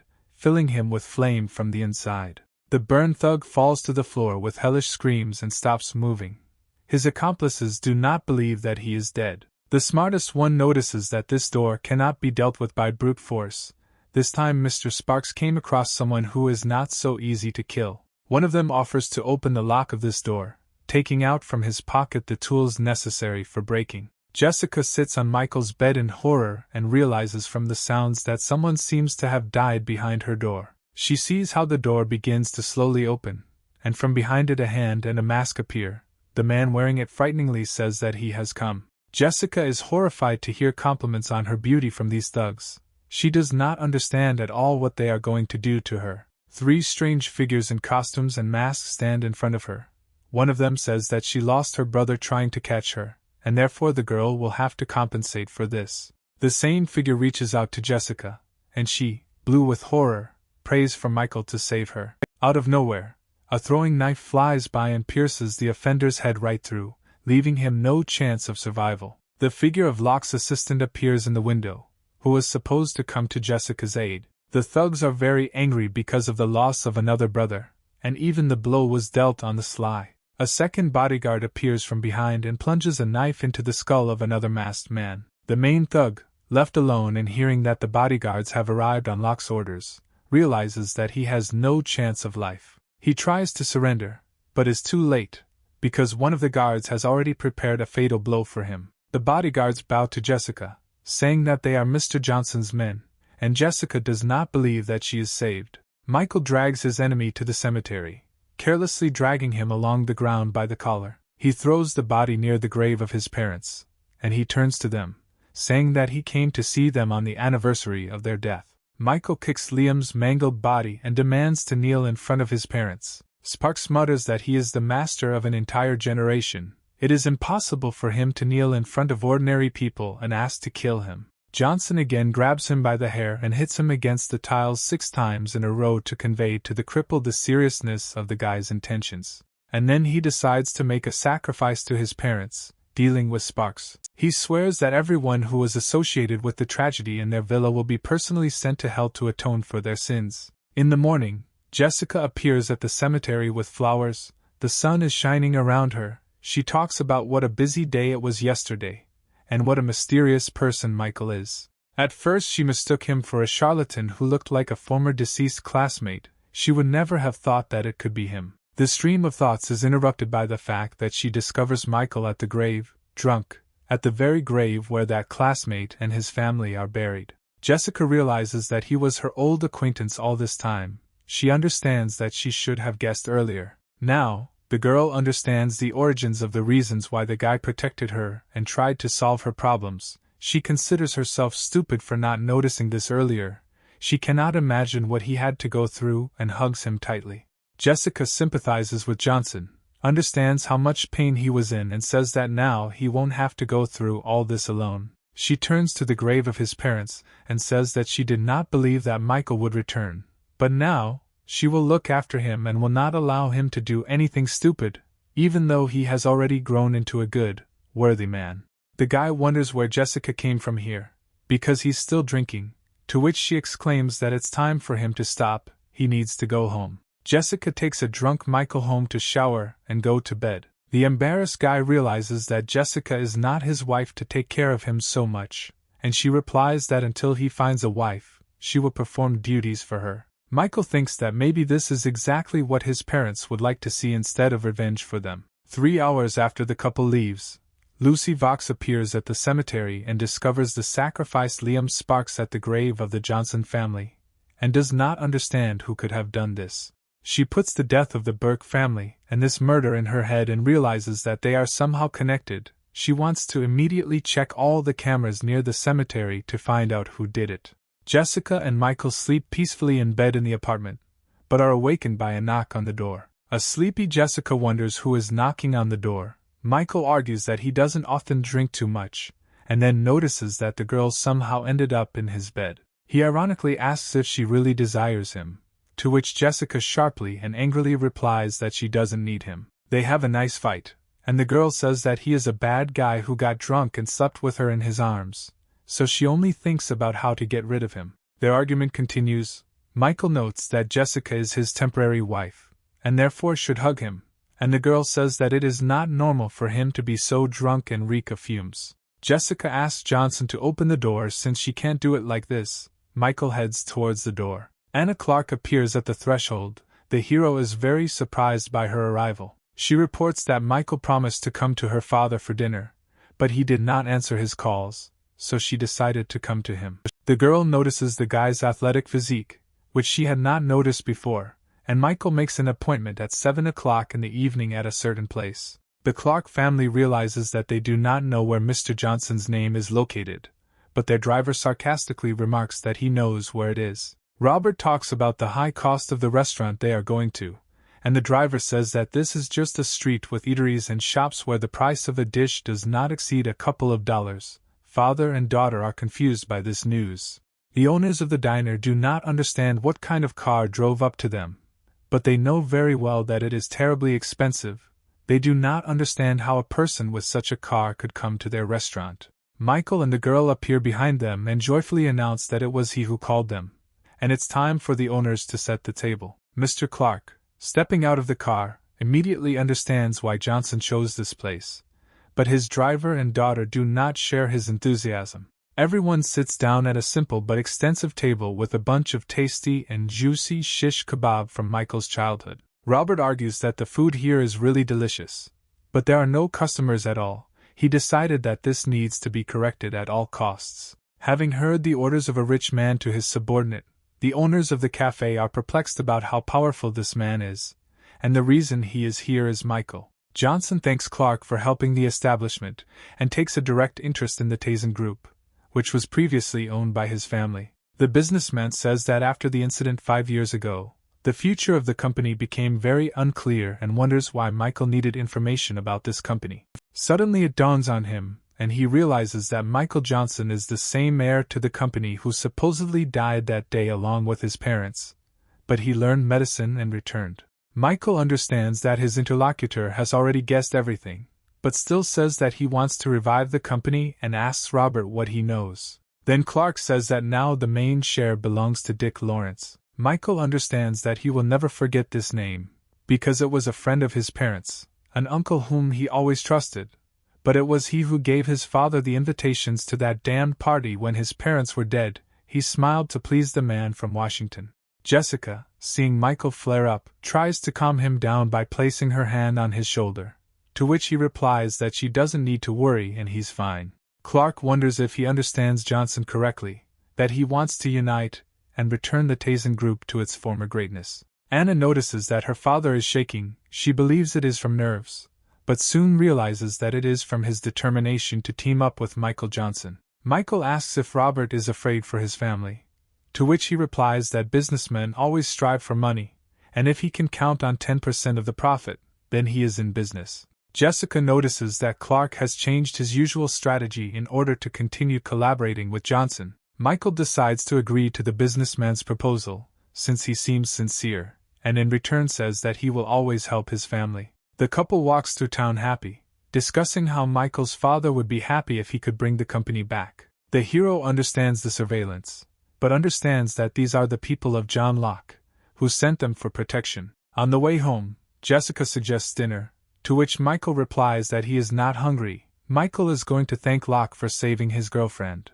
Johnson makes an appointment with his agent, preparing to meet him at 8 in the evening at the Imperial Club, where they will not be disturbed. Michael wonders who this John Locke is, because he invited him to the coolest club in New York. You can't even get into it for money, and it belongs to John himself. Lucy Vox, in company with an unknown man, head to the Imperial Club, discussing the death of Liam Sparks. She proves to her father that it was not an accident, since at the last moment someone erased all the evidence.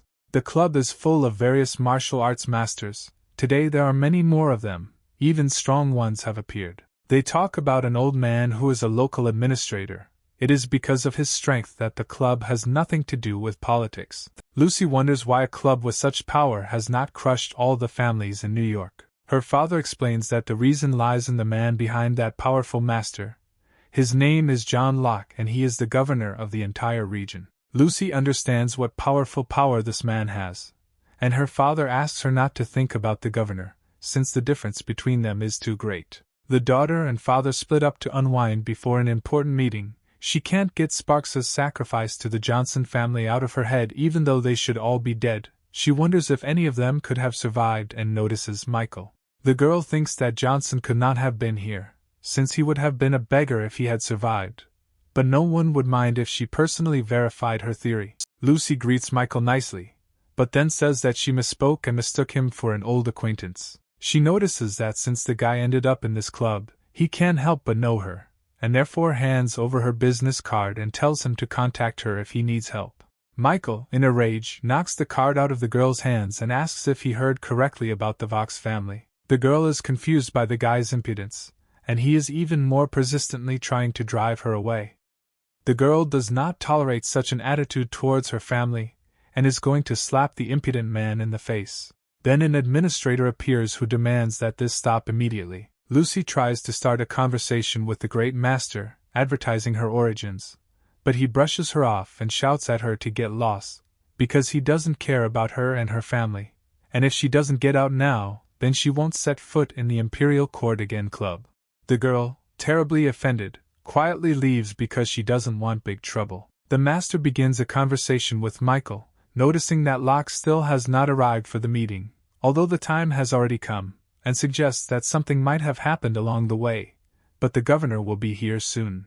The administrator wonders why this guy can be so disrespectful to the governor himself, who he should be. Here John Locke appears in person along with his bodyguard. The master bows to the governor and his power, greeting him in every possible way, noting that he is still as strong as a year ago. Michael annoyedly reports that Locke was a full 2 minutes late from the appointed time. He made him wait so long. The governor kneels before Johnson and asks him not to be so angry. The entire governor's retinue is shocked that their ruler is kneeling before some nameless guy. Locke calls Michael the Lord and says that it was not easy for him anyway, and behind him his subordinates understand that this guy is the same legendary lord that the governor has been talking about for a long time. John Locke, the governor, controls all the powerful underground power of New York, but initially he was just a dummy. Locke himself repeatedly emphasized that the real master is the ruler, not him. Locke's subordinates, who only now realized who was in front of them, kneel before Michael, calling the guy a great lord. The main character orders John to kick out his people so that they are left alone. The governor sends them out the door, specifying that no one should interfere with the negotiations, and if someone appears, they must kill the person who came. John tells the Lord that now they are alone and no one will hear or disturb them, to which Michael asks why he received such a nickname. Locke recalls an incident in Devil's Valley several years ago, when Johnson saved his life. Then John and his brothers were surrounded by martial artists, and would undoubtedly have died if Michael had not come to their aid. At first, Johnson didn't care about these people, but when he found out that they were from the same area of New York as him, the hero simply could not pass by. He used the talisman given to his teachers to destroy those masters.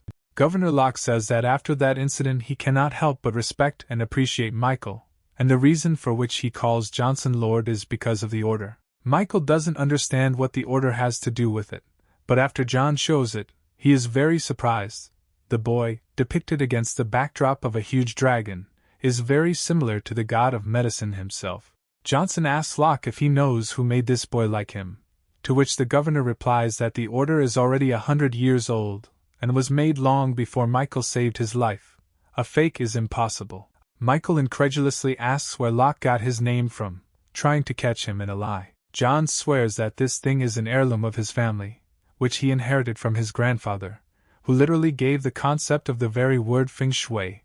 When it was predicted that his family would disappear in 100 years, he used a secret technique to break through the heavens. There I learned that I need to find a lord with the magic of the purple dragon. He then spent 20 years of his life on this order, in the hope that his fate would change forever, and his last words were that Locke would meet the Lord engraved on the order in 100 years and his last name would be Johnson, so John will not miss this opportunity, because he is guilty of the extermination of his clan. The young hero believes that Locke somehow greatly exaggerates his importance, and then remembers that the master said that Michael's fate is special, that it is the fate of a ruler with the magic of a purple dragon. That's why he saves Sarah Walsh's life here. So how such a ruler is able to break the path to heaven and change the fate of others.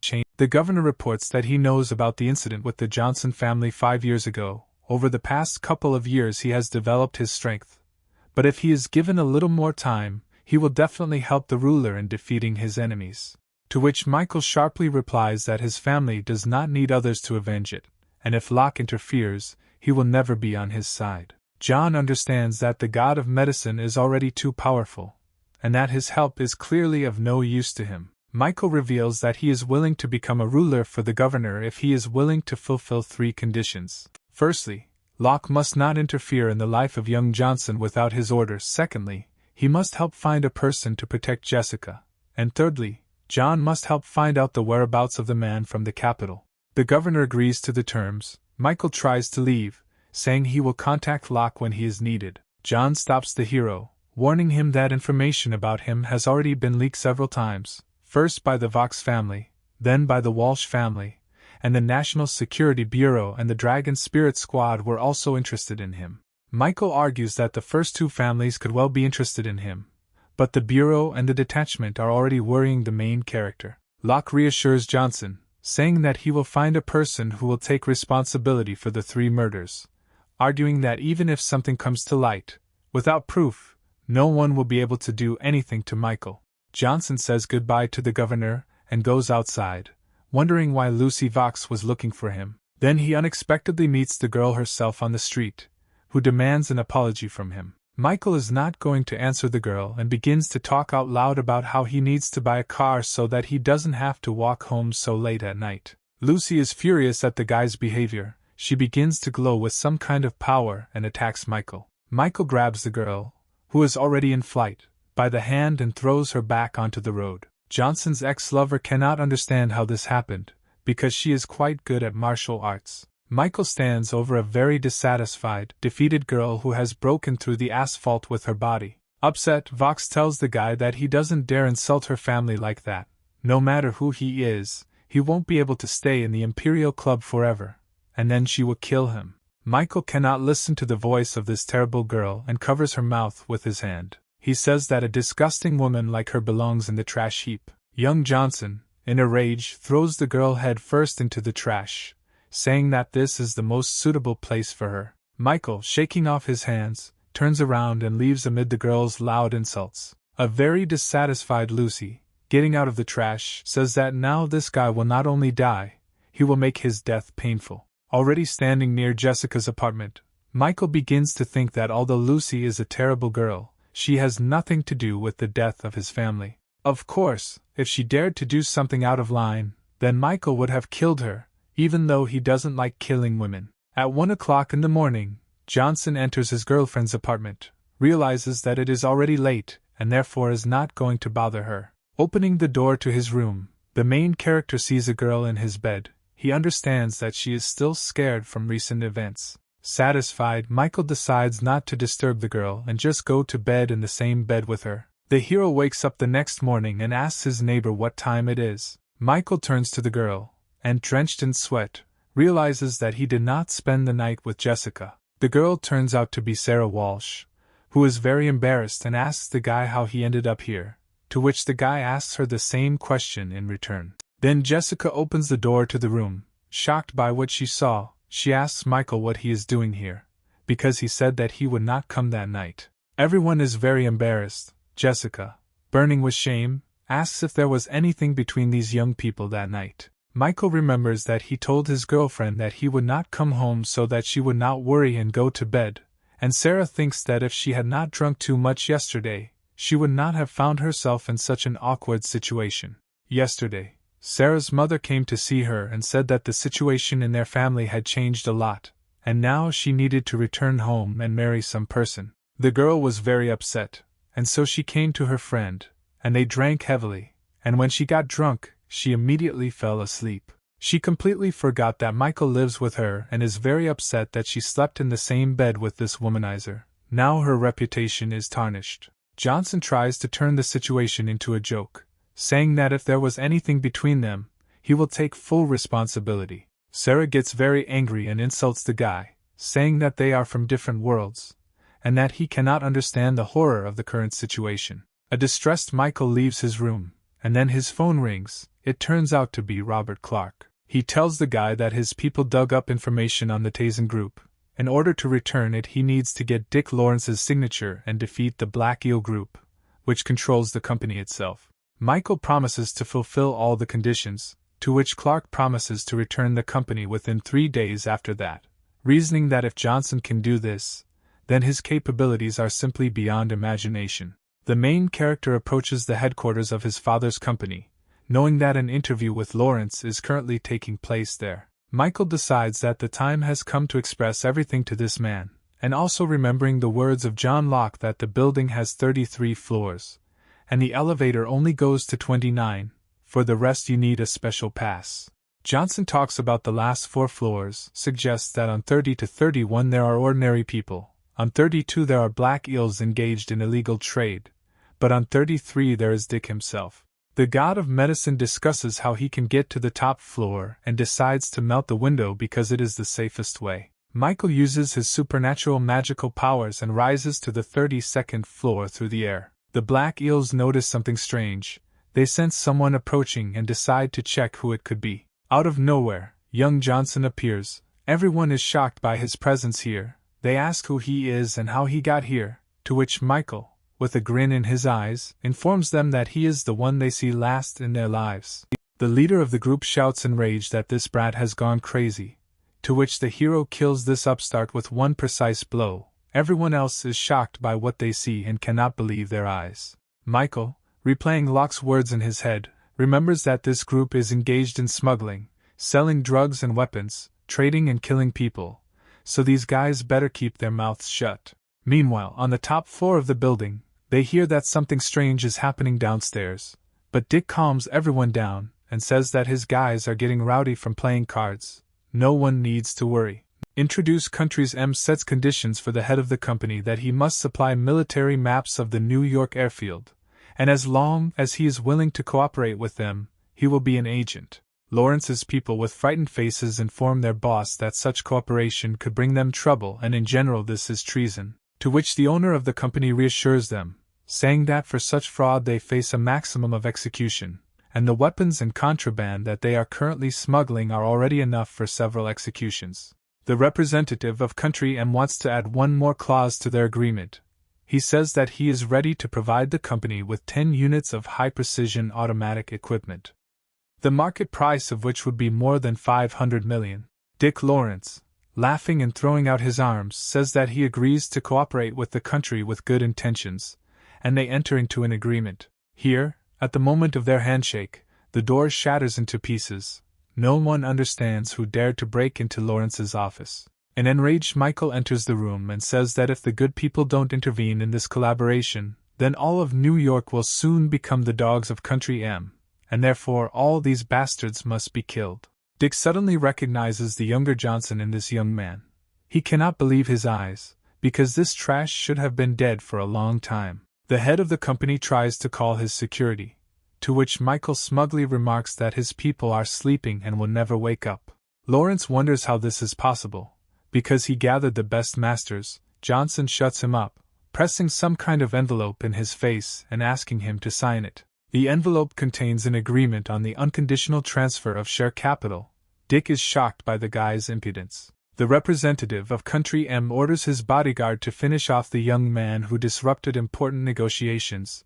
He obeys and begins to shoot at the guy with a machine gun. Michael creates an invisible field, on which all the bullets are simply smeared, not reaching the guy. The main character says that he has seen a lot of firearms, but he doesn't like using them at all. He turned all the bullets in the opposite direction, straight at the bodyguard, blowing off his head. After this, martial artists working for Lawrence rush at the guy, but Michael throws them in different directions with one wave of his hand, saying that they are too far from growing up to his level. Dick panics, sweats profusely and says that at that age it is impossible to become a martial artist, and asks who this guy even is. The representative from Country M is very nervous and tries to leave, saying that he does not want to disturb someone else's conversation. Michael rushes at him, screaming, "Die!"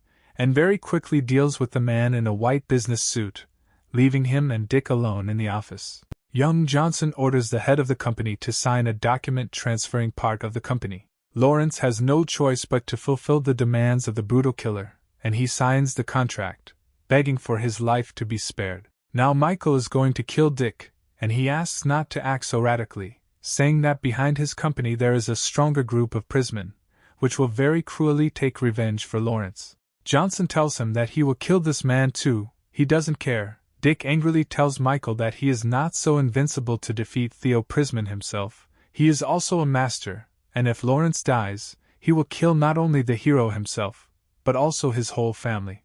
Going into the shadows, the god of medicine states that he has no family. She was killed 5 years ago in that very villa. Lawrence kneels in front of the guy, realizing the situation he is in, and tries to prove to him that it was a misunderstanding, that his uncle is his father's best friend, and he could not harm his family. Michael cannot stand it, and in a rage, knees Dick right in the nose, saying that he has no right to mention his father and be called an uncle. The head of the company begs to let him go, explaining that so many years have passed, it's time to forget everything, to which Johnson, no longer himself, begins to beat Dick, asking why he should let him go if 5 years ago he did not let his family go and betrayed them.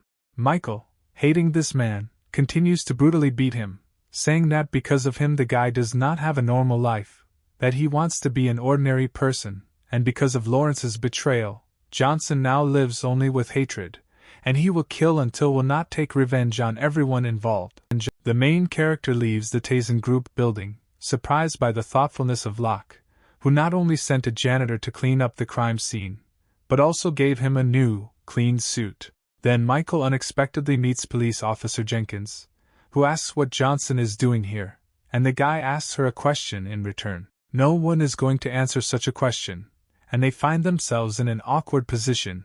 Suddenly there is an explosion behind them in the company building. One of the fragments flies directly onto the head of a young girl, and she understands that she cannot dodge, and this is where she will really die. Michael grabs Jenkins in his arms and jumps with her to the side. The piece lands where the girl stood a second ago. The guy asks if she is safe, to which the police captain very sincerely thanks the hero for his salvation, and says that she is fine. Johnson looks at the burning building and wonders what kind of cleaning style Locke's subordinates have, because it was only necessary to erase traces of the murders, and not blow up entire floors. Michael notices people wearing the same clothes and with the same tattoo. They look too suspicious. Jenkins tells the guy that these tattoos indicate that these people belong to Prisman's group.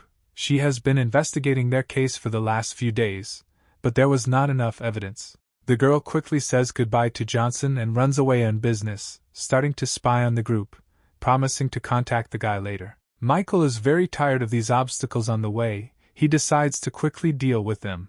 His hand flashes with a pink flame. Jenkins follows the Prismanians to some building, where they suddenly disappear. She finds a window and looks inside, realizing that there is no connection here, and it will be difficult to call for help.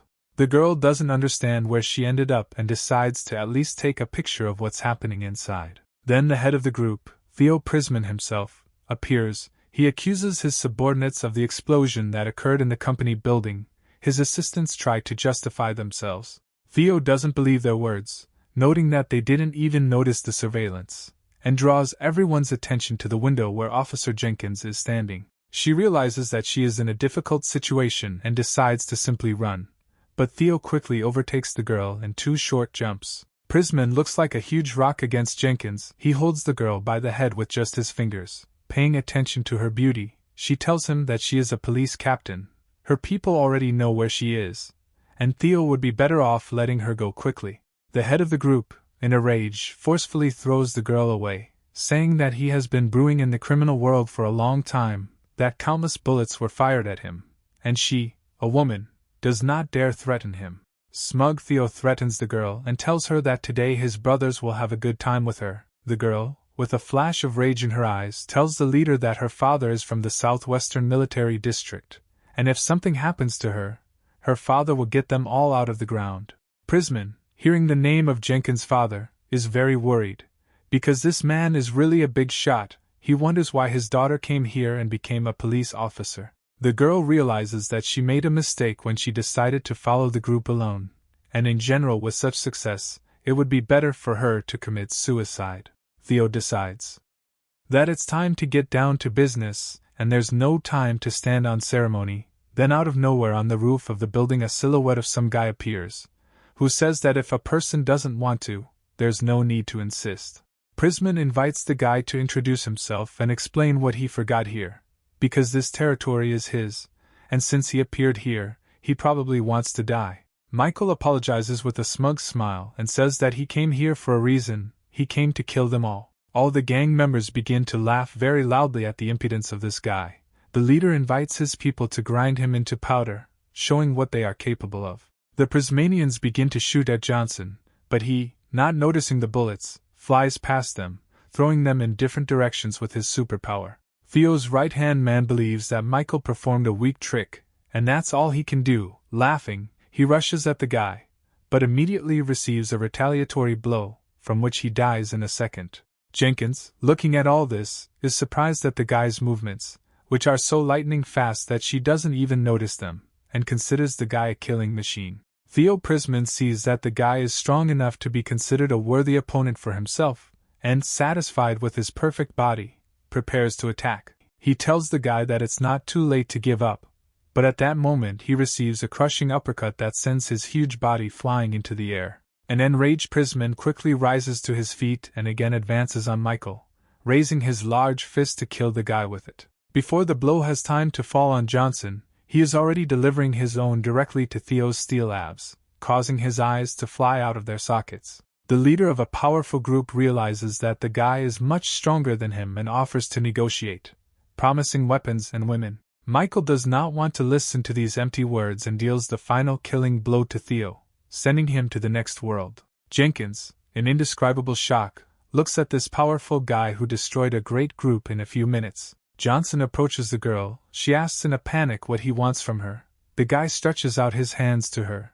Jenkins is afraid that he wants to force her to remain silent. The guy spreads her crippled legs. The girl, calling him a pervert, tries to escape. She is upset because she considered him good, but he decided to take advantage of the situation. Michael, not even outraged by the girl's behavior, explains to her that the bones in her legs have shifted and many cracks have appeared, and, if she does not want to remain disabled, she will have to trust. The girl relaxed and allowed the guy to help her. The god of medicine directs his power into the girl's body. She feels good, energy spreads throughout her body. A very pleased girl thanks the guy and says that if he decides to become a doctor, then great success awaits him. But he replies that he doesn't want to and suggests Jenkins collect phones from all members of the group. They have evidence of any kind. Michael himself intends to leave, and when the girl asks where he is going, he replies that he has not finished all his work yet. The police arrive and discover the entire group, including Theo Prisman, whose face shows that he saw something terrible before his death. Jenkins, already changed, calls her brother and tells in detail what she witnessed. The older brother immediately goes to New York to help his sister and asks her not to get close to this guy under any circumstances. Michael walks through the sunny city and remembers the previous night, reasoning that killing a person is easy as long as it does not involve the blood feud that he seeks. Then he notices Sarah Walsh in the cafe window, drinking tea, arguing that life for the rich is pretty good. Johnson decides not to notice the girl and passes by, but Sarah herself accidentally sees the guy and runs out into the street after him, asking him to stop and wondering where he is in such a hurry. Michael pretends that he was just passing by and didn't even see Mrs. Walsh, but since they met by chance, she can treat him to a cup of coffee. The young people again begin to discuss the situation that happened at night when they ended up in the same bed. Then Megan Walsh, Sarah's mother, comes out of the cafe and asks her daughter who the guy next to her is. Sarah, alarmed by her mother's question, pretends that Michael is her boyfriend. He is very shy and therefore embarrassed to talk. The mother is outraged by her daughter's behavior. She reminds her that if that man finds out that Sarah is having an affair with someone else, the entire Walsh family will be in danger, and therefore she is taking her daughter home today, where she will never leave again. The youngest Walsh, in a panic, tries to convince her mother that she is a person, and not just property, to which Megan sharply replies that the daughter has no right to disobey her father. Michael intervenes in a mother-daughter argument, grabs Sapa's hand and pulls her aside, telling her mother that she is already pregnant with his child and he is ready to take full responsibility. The girl, not understanding what is happening, quietly asks the guy what he dared to do to her that night. Michael asks her to play along for his mother. Sarah, with an embarrassed face, ostentatiously strokes her belly and says that she just felt a kick. Michael thought that the girl had overplayed her hand, but he needed to hold his ground and get her out of here, even though she didn't ask for help. Moreover, when Sarah almost agreed to return home, a bloody mark appeared on her forehead. Given that Johnson, at the request of the old man, must protect her, then this mark definitely means something. An incredulous woman asks her daughter if this guy is telling the truth. Sarah understands that this is her chance for salvation and tells her mother that if that man found out that she lost her virginity with another, he would definitely give up.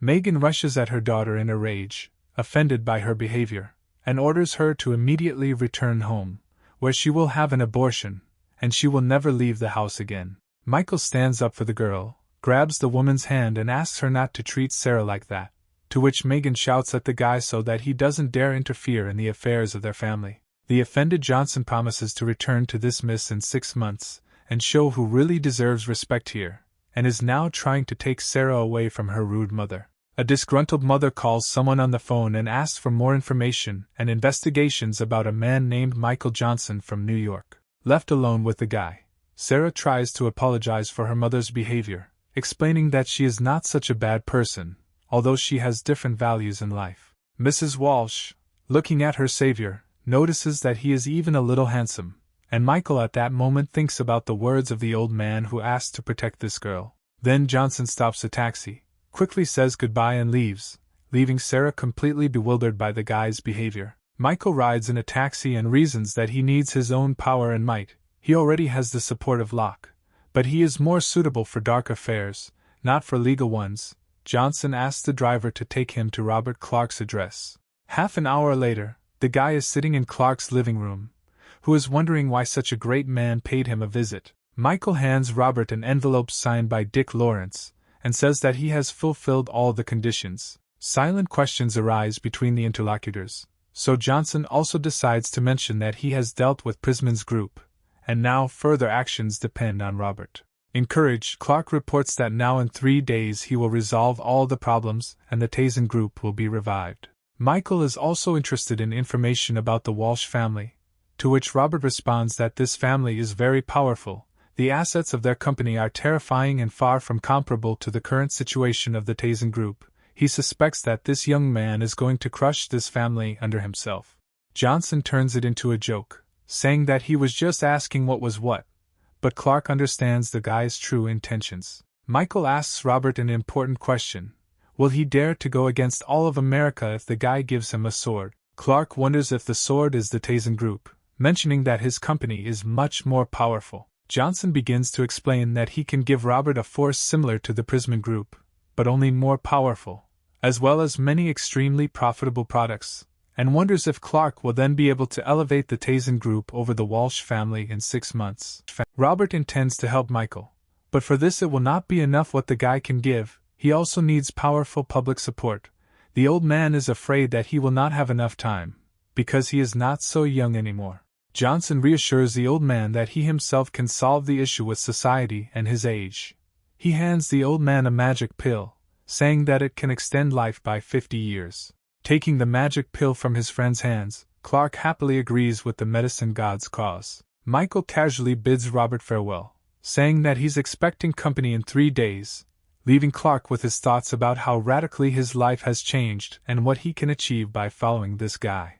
It's late at night when young Johnson returns to Jessica's apartment. Walking into the room, he sees Mrs. Nightingale and Mrs. Walsh, who are very surprised by his arrival. Michael, turning to Sarah, wonders what she forgot here. Has she really decided to push Jessica and himself out of their apartment? To which the owner of the apartment is shocked that he already considers this apartment to be their common one. Unhappy, Mrs. Walsh explains that her Apple company has now been taken over by her family.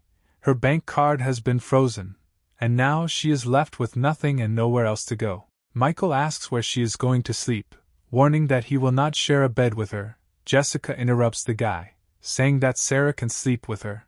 Johnson sarcastically asks Sarah if she's really going to sit on Jessica's neck. Walsh complains that she's not going to live like that, she just doesn't have a job yet, and Nightingale thinks to herself that it's Michael who's sitting on her neck. Mrs. Walsh casually asks the guy if maybe he would like to give her a job, to which the guy says that maybe he will, and she is shocked. Michael offers Sarah a place in his company. Recalling her great experience, she promises to do everything possible to make his company flourish. However, the girl, realizing all the responsibility, warns the guy that if he hires her, then her family will definitely want to suppress the company. Michael is not afraid of her words, and he says that he will take her. A very happy girl immediately swoops down on the guy, demanding to tell him everything about his company, what the policy is and what type of industry. Johnson replies that the company has not yet been formed, but everything will be ready in the near future. The disappointed girl does not understand how she could trust this guy. Sarah remembers that he also promised her mother that he would rise in 6 months, and concludes that this boy knows too little about life. All the main figures in America are in the shadows. Meanwhile, her mother Megan ordered her people to find out if her daughter's pregnancy was possible, to which she had already received an answer that Sarah was not pregnant, but some time ago she actually ended up in the house where Michael lives, so there is still a small chance of pregnancy. Megan is furious, and says that if this guy really slept with her daughter then he should die. She orders her assistant to quickly tell everything about the origin of this impudent man and learns that there is no such information. He seems to have appeared out of thin air, but he is probably the same boy who survived the tragedy in the villa 5 years ago. Megan recalls that this tragedy shocked all of New York at the time. In the end, the Johnson family really offended big people in the capital. Now Sarah's mother understands why the guy became close to her daughter. She assumes that he wants to infiltrate their family and use their power to avenge the death of their parents. But if this is the case, then he shouldn't have made a bet with her. Although perhaps this is even a plus for the Megan family, she is interested in what this guy will do, so she will wait. Michael is sad, standing on the balcony of Jessica's apartment. There are now too many people in the house, and therefore, more trouble. The guy can't even go to the shower or toilet. There's always someone there, shouting at him that he's a pervert, even though he just thought the room was free. Johnson decides that it would be better to think about business. Now he has enough strength, given the support of Locke and Clark, plus his recipes, he just needs to achieve public opinion. Then the guy feels that someone is watching him. He decides to play cat and mouse with this person and pretends to go back to the apartment. The mouse turns out to be the older brother Jenkins. He is watching Michael from the roof of a neighboring house. But so far he has not noticed anything unusual. This guy behaves like a normal person. At one point, the elder Jenkins notices that the guy has disappeared. He looks around in panic and manages to notice Johnson's body flying towards him. The guy strikes the follower, but he dodges, not wanting to directly meet Michael's power. The younger Johnson, being a little in shock, decides to strike again, but also misses the target and only destroys the roof of the building. Michael shouts that his opponent cannot win, and he is already behind him, hoping to strike. The main character repels the attack without any problems. Without even using his limbs, he simply covers himself with a shield using his strength. The opponent, with horror in his eyes, realizes that the information was incorrect, and Johnson is not just a martial artist, he is a real cultivator. There is a silent pause, during which the elder brother Jenkins thinks about what he should do in this situation, and about Johnson's strength. Because people like him can easily suppress many ancient warriors, because such people improve not in martial arts, but in immortality. But a cultivator does not have to be stronger than an ancient warrior. At least the strongest martial artist can, in theory, defeat a cultivator. The main character suddenly appears behind him and delivers a crushing blow to the enemy's torso with his foot. After a missed attack, the guy goes into free flight, which is interrupted by the nearest wall that is on the road. Now many cracks appear on it from a strong collision. The defeated man, in severe panic, shouts that he just wanted to talk, but how will he do it if Michael is so eager to kill him? Young Johnson wonders who could have sent him a spy, the Walsh family or anyone else, to which the supposed enemy replies that there is no conflict between them, and then hands his documents to the winner. Michael makes sure that it is indeed not one of his enemies, but the captain of the Special Forces of the Dragon Soul, Leslie Clinton, who confirms this in every possible way and asks to let him go. But Johnson has not heard of any such captain, and therefore incredulously asks how long he has been watching him and preparing to strike a magical blow. Leslie begs the hero to stop, saying that they have a mutual friend, Gloria Jenkins. Michael, slightly surprised, asks who Captain Jenkins is. He replies that she is his sister, who told about Michael. Clinton saw that he was good and decided to invite him. Nothing bad. Johnson is about to strike again and says that in order to invite him, they could have simply found him, and not spied on him. Leslie again panically shrugs off the hero's impending blow, and swears on the honor of the captain of the Dragon Soul that she will be indebted to Michael and will help if he has any problems in the future. The main character, thinking about Leslie's position, begins to think about using it to strengthen the social influence of his Tazen group, which needs it for development. Michael grabs the captain by the collar and sternly asks what place his squad occupies in America, to which Leslie readily notes that his group is the third of all in the fight against secret forces. Michael believes that this is enough for his company and sets a strict condition that Clinton will be released only if he signs a contract with the company in New York. The captain asks if he understood correctly that Johnson wants the company that previously belonged to his father to be taken under the wing of the squad, to which Michael answers in the affirmative, and says that he has a special case, but he can contact his superiors, and even if they do not agree, he will find a way to solve this problem. The main character hands his new ally a brownish sphere, reminiscent of chocolate in color, and says that the captain will recover from his wounds when he eats it. Leslie increasingly does not understand who this guy is, because he also has pills, and then wonders if he has any more such things, because he has only heard about them, but has never even seen them. Michael throws up a bunch of pills and says that he has more than one, and the captain looks at them in fascination, and then says that if they were handed over to the military, then the hero interrupts him and says that this is not some kind of relic, and therefore he should not give it away. Johnson arrogantly reports that if Leslie wants to get them, he will have to carry out the assignment, and send a person for a personal meeting. Michael jumps off the roof, and the squad captain is left in bewilderment, thinking that the right person is very busy and will not be able to show up for a personal meeting. Lying on his bed, the main character argues that 2 women in the house only means that the bath and toilet are always occupied, so now he will have to wait in line. He believes that his strength has increased greatly recently, and therefore takes out the stone given by his father to again try to penetrate the cemetery of rebirth. Michael again finds himself in the same dark place he found himself in last time. Johnson notices that his head does not hurt, and he does not feel any discomfort, and the cemetery does not try to push him away.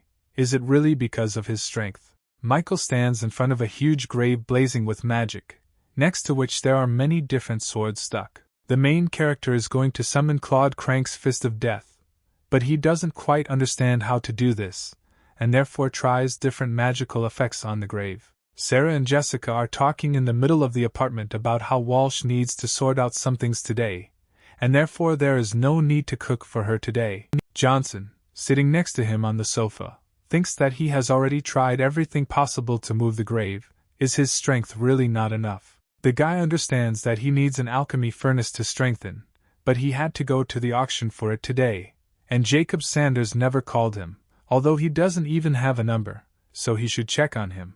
Johnson's phone rings. He assumes that it is Robert calling about the work done. It's really the head of the Clark family who calls. He reports that Michael's father's company is now under his control along with all the employees. Dressed in a smart suit, Robert announces that he has a couple of formalities to settle, and in 2 days he can arrange a ribbon cutting. Michael is glad that the old man did not deceive him, and says that by this time all of New York will know that Tazen Group is back. The main character argues that Leslie still hasn't contacted him, and he couldn't just leave the game without warning. Jessica and Johnson hear a knock on the door. The girl does not understand at all who could appear at such a time, but Michael understands that it is almost certainly Jacob. Out of breath, Sanders quickly begins to say right from the door that he waited all morning, but Johnson never showed up, and therefore he had to spend some time getting here. They were about to let him in, but Jacob said that this was not necessary and handed over an invitation letter to the auction, sadly informing him that something had happened in his family, and therefore he could not go with Michael. The hero just wanted to ask what happened, but the old man already closes the door and leaves without saying anything, making Johnson think that something serious happened.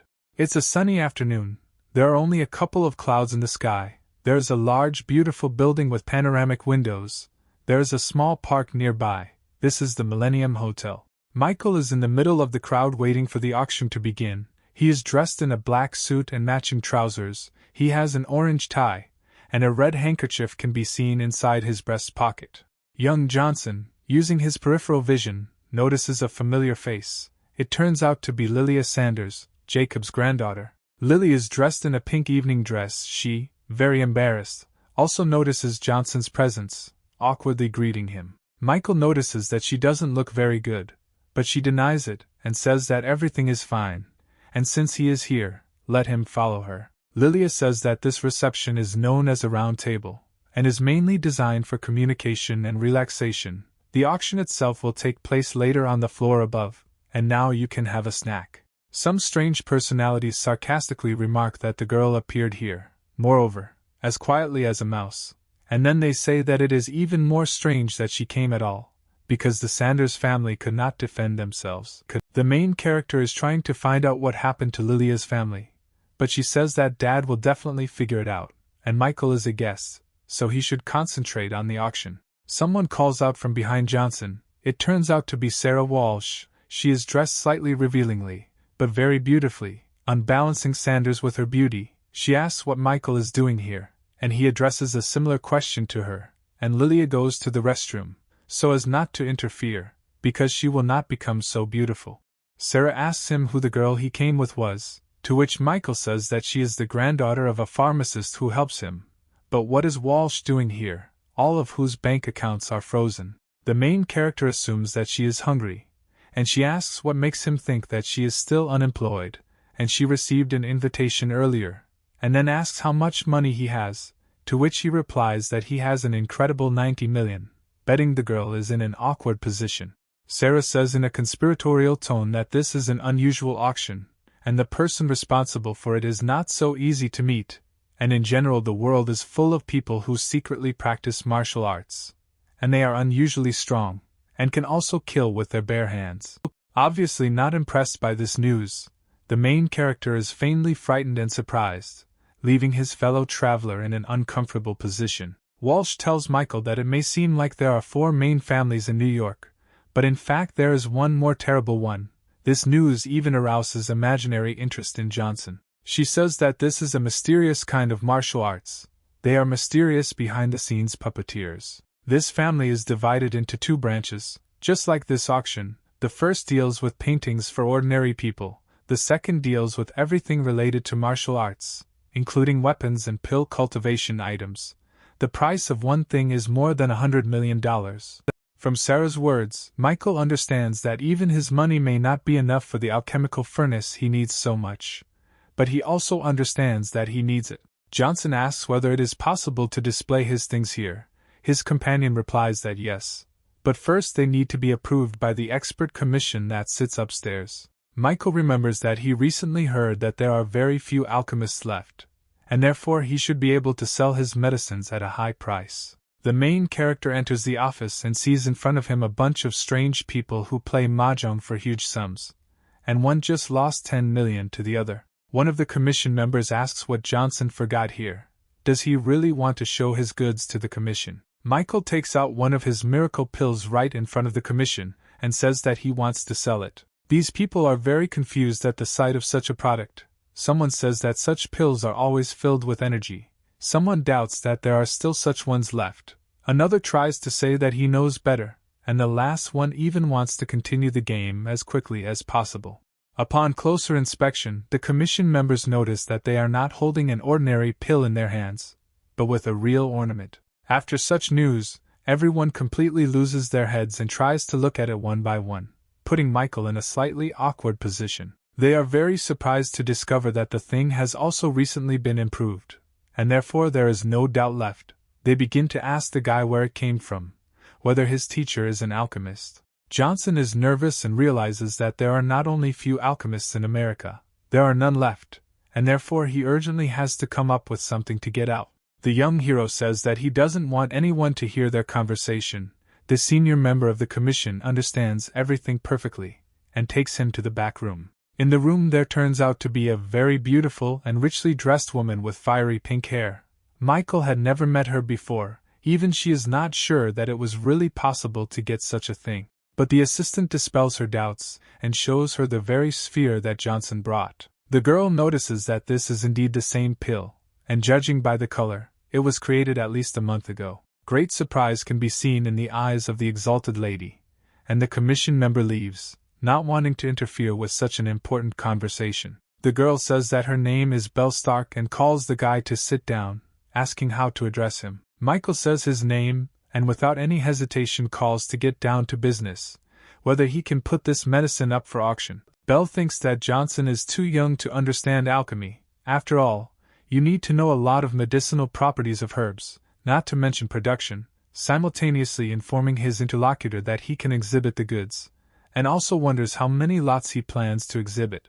Michael calmly reports that he has 5 more pieces with him, to which the girl asks loudly and begins to sweat heavily, realizing that a strong alchemist must be standing behind the guy. Belle chuckles and says that if you sell everything at once, the cost will be more than $1 billion. It's better to sell one at a time and not rush. Michael decides to cheat and wonders how much the Stark family can offer in this case for such a profitable investment. He recommends doing so that the price suits him. The girl embarrassedly notices that the guy is quite cocky, and in her head she thinks that by selling one at a time, they can make an incredible profit. Belle shows the plastic card and carefully informs him that there are billions of dollars on it, but this is not enough to buy pills, and therefore she offers him a lucrative offer. She says that her family will owe Johnson, so no matter what happens to him, they will always provide him with all possible help. The price completely suits Michael, and therefore he is about to leave, since the auction will begin soon. Belle throws him an object that looks like a card, and at the same time thinks that by doing him a favor, it will probably be possible to contact the alchemist who is behind him. Johnson asks what it is, and the girl replies that auctioneers like him prefer to hide their identity. After this, Michael leaves, realizing that she was trying to catch him on something. Belle affably says goodbye to him. When Johnson leaves the office, the girl calls someone and gives the command to collect information about this person. The auction begins, a lot of people are gathered, everyone wants to buy something here. Soft sunlight breaks through the windows. The three heroes sit in their places, and Sarah wonders how much he sold his probably precious goods for. Michael arrogantly reports that about 10 billion, irrevocably breaking Lilia Sanders' psyche. Sarah doesn't give in to words so easily, and therefore jokes about his recipe, which is really good, but still not worth tens of billions. The last lot of the stage is a Tear of Stars necklace, which has long been considered stolen. The starting price is 60 million. Each subsequent buyer must increase the amount by more than 2 million. It turns out that this work was stolen from Sarah's grandfather, but she just can't buy it back for that amount. Although it should have gone to her, she's very sad because she can't do anything. Michael silently enters a certain amount on the screen of his new device, shocking Belle, who is watching him, with such a waste of money. The former owner of the money is indignant, but decides that it is a gift to the woman, and therefore calms down, remembering that the money is no longer hers. Some guy keeps raising the price and says he has 140 million to negotiate. This necklace has to be his so he can win Sarah Walsh's affections that he so craves. An unknown gentleman, who bet 200 million, destroys to smithereens the picture of the future arrogant young man who believed that he had enough money. The guy really wants to know who offered that kind of money, but those conducting the auction report that he wanted to remain anonymous. The restless guy furiously shouts that this is all a provocation, and no one could pay that much money for a trinket. Belle appears on the stage and asks if the young man is sure that he doubts the Stark family, because it is her family that he belongs to, the family of martial arts, and then says that he will not allow such humiliation, and they promise to kill the guy and prohibit his family from participating in the auction in future. Sarah wanted to buy the necklace later, but now she doesn't even know who bought it, so she can find it in the future and buy it back. The auctioneer's wooden hammer noisily announces that the last lot of the first stage has been sold. Belle, standing at the table, reports that the time has come for the second stage of the auction. The time for the tripod of 100 herbs has not yet come, but the girl asks not to leave yet. She presents the first lot. It turns out to be armor made of gold thread. Starting price is 90 million. After some time, Belle presents the seventh lot, the art of wielding a sword in the style of Mo. The starting price is 150 million. The auctioneers are more interested in this lot and the bidding begins. Lilia remembers with horror how many things were sold and how much money was spent. Michael remains indifferent, and the girl is surprised by the unique book on sale. Johnson frowns, realizing how insignificant this thing is, complaining that the local craftsmen imagine themselves as gods, not realizing their own worthlessness. The auctioneers present the next lot from the heavy category, and buyers are presented with something hidden under a large blanket. This turns out to be the same tripod of 100 herbs that everyone has been waiting for so long. It glitters in the sun. Its body is covered with ornaments. Belle Stark says that this tripod was accidentally found by her family. It can be used to prepare medicine. This item will be a great addition to the collection. The price starts at 300 million. For the first time, Michael also turns out to be partial to the presented product. He notices that the tripod is of better quality than he expected, and understands that it is worth fighting for. Interested buyers very quickly increase the price. In a few seconds they are ready to pay 450 million for the tripod. Belle receives a message from Johnson on her phone, where he writes that he doesn't care about the price, he will take the tripod at any price. Stark smiles sarcastically and thinks that she immediately knew that this guy would want to get an alchemical thing. Disputes begin in the crowd that the last price was offered by a very dangerous person. You should not raise the bar higher, so as not to anger him and incur problems on yourself. Belle writes to Johnson that Phil Spencer is indeed very dangerous, so the guy should give up the tripod and not mess with him at all, to which Michael replies that he is ready to get himself into trouble. The girl understands that she must help him, since she bought his medicine for 1 billion. Meanwhile, someone is offering 500 million for the tripod. The dangerous man is very dissatisfied with this fact, and there are rumors in the crowd that someone will die today. Phil calmly offers to raise the price to 530 million, thinking that even if someone offers more, no one will outbid his next bid. Stark tells the buyers that a gentleman who wishes to remain anonymous has offered a price of 700 million, infuriating the dangerous man. The rich gentleman loudly says to the crowd that he doesn't care who dared to do this, but he will get him out of the ground and make him regret today. Belle, with a joyful face, proclaims, hitting the hammer, that the lot has been sold to an unknown person for 700 million.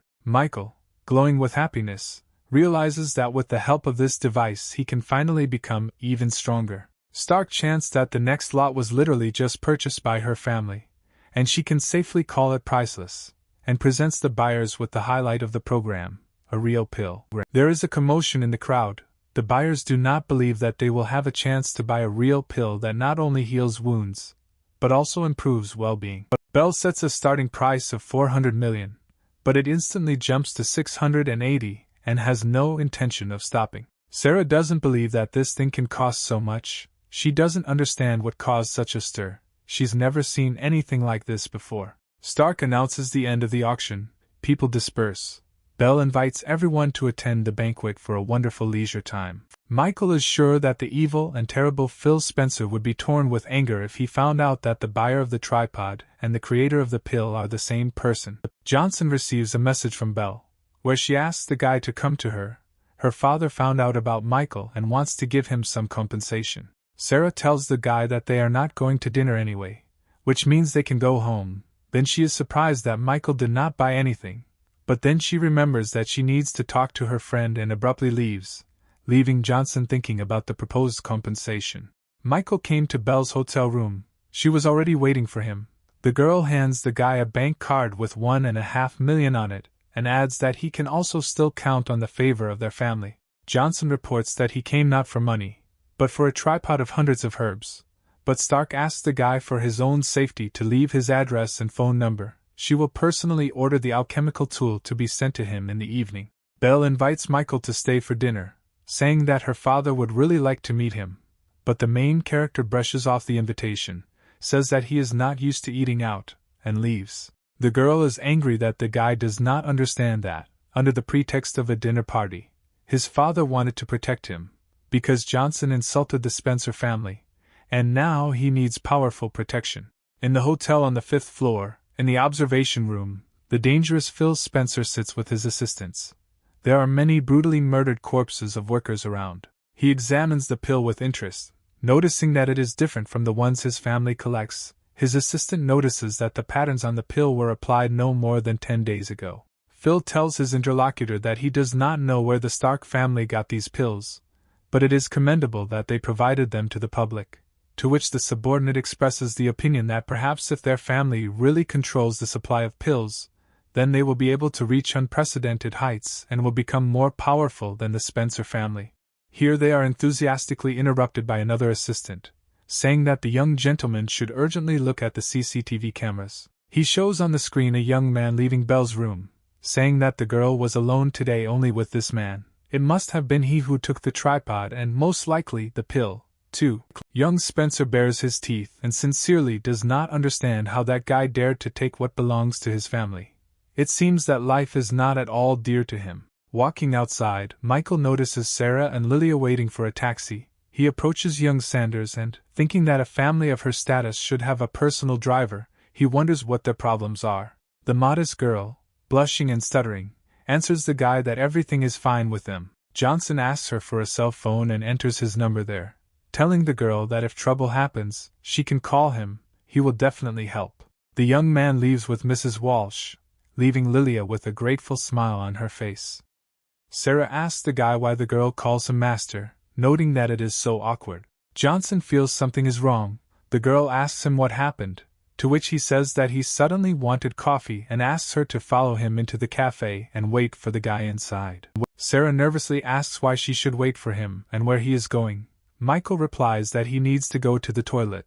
The girl doubtfully claims that the cafe also has a toilet, but Johnson thinks that he is too frail there and needs something stronger. Sarah is perplexed. Michael begins to blaze with his magical energy, defiantly rips off his tie and says that he is a man of principle, therefore he prevents any threat. Phil Spencer stands with his assistant waiting for Michael. The subordinate notices that the guy has already noticed them, but his boss no longer cares. The dangerous gentleman reflects on the fact that Michael is still a corpse, but he liked the girl who was with him. As soon as he sorts out all the problems, he will definitely return for her. At that moment, Johnson's hand falls on his head. Spencer's assistant turns out to be a martial arts master. He calls Michael's attack vile and warns that he will now face death for such impudence. The master attacks the guy with his unique blow, called the flash of lightning. Electrical power oozes from his evil. Michael, pushing Phil away, meets the attack of his subordinate. Johnson, calling the master a fool, sends his head flying with one blow. Spencer, in nervous shock, does not understand how Teacher Ma, who has the level of semi-step transformation, is killed in the blink of an eye. The young hero turns to Phil, warning him that it is now his turn. Spencer tells Michael that he dared to kill his servant, which means he will face consequences. He invites the god of medicine to kneel and beg to make him a dog. Johnson does not allow Phil to finish, sending his magical energy into his forehead, causing the guy to instantly fall unconscious. Michael notices that someone else is watching him and asks out loud how long this will last. A guy comes out of the shadows, bows and says that Belle Stark sent him to look after him. The guy understands that Michael does not need his protection. His blow will easily fly him 10 blocks. He reports that Mrs. Stark discovered that the surveillance room was hacked and therefore sent him to protect him. Michael notes that this is very nice of Belle. He orders the boy to return and tell his boss to calm down and no longer interfere in his life without asking. The guy, before leaving, warns Michael that although he is powerful and has already reached the level of a master of transformation, the Spencer family is very strong, and their head Rennie is ranked 514th in America, and therefore Johnson better not finish off this man's son.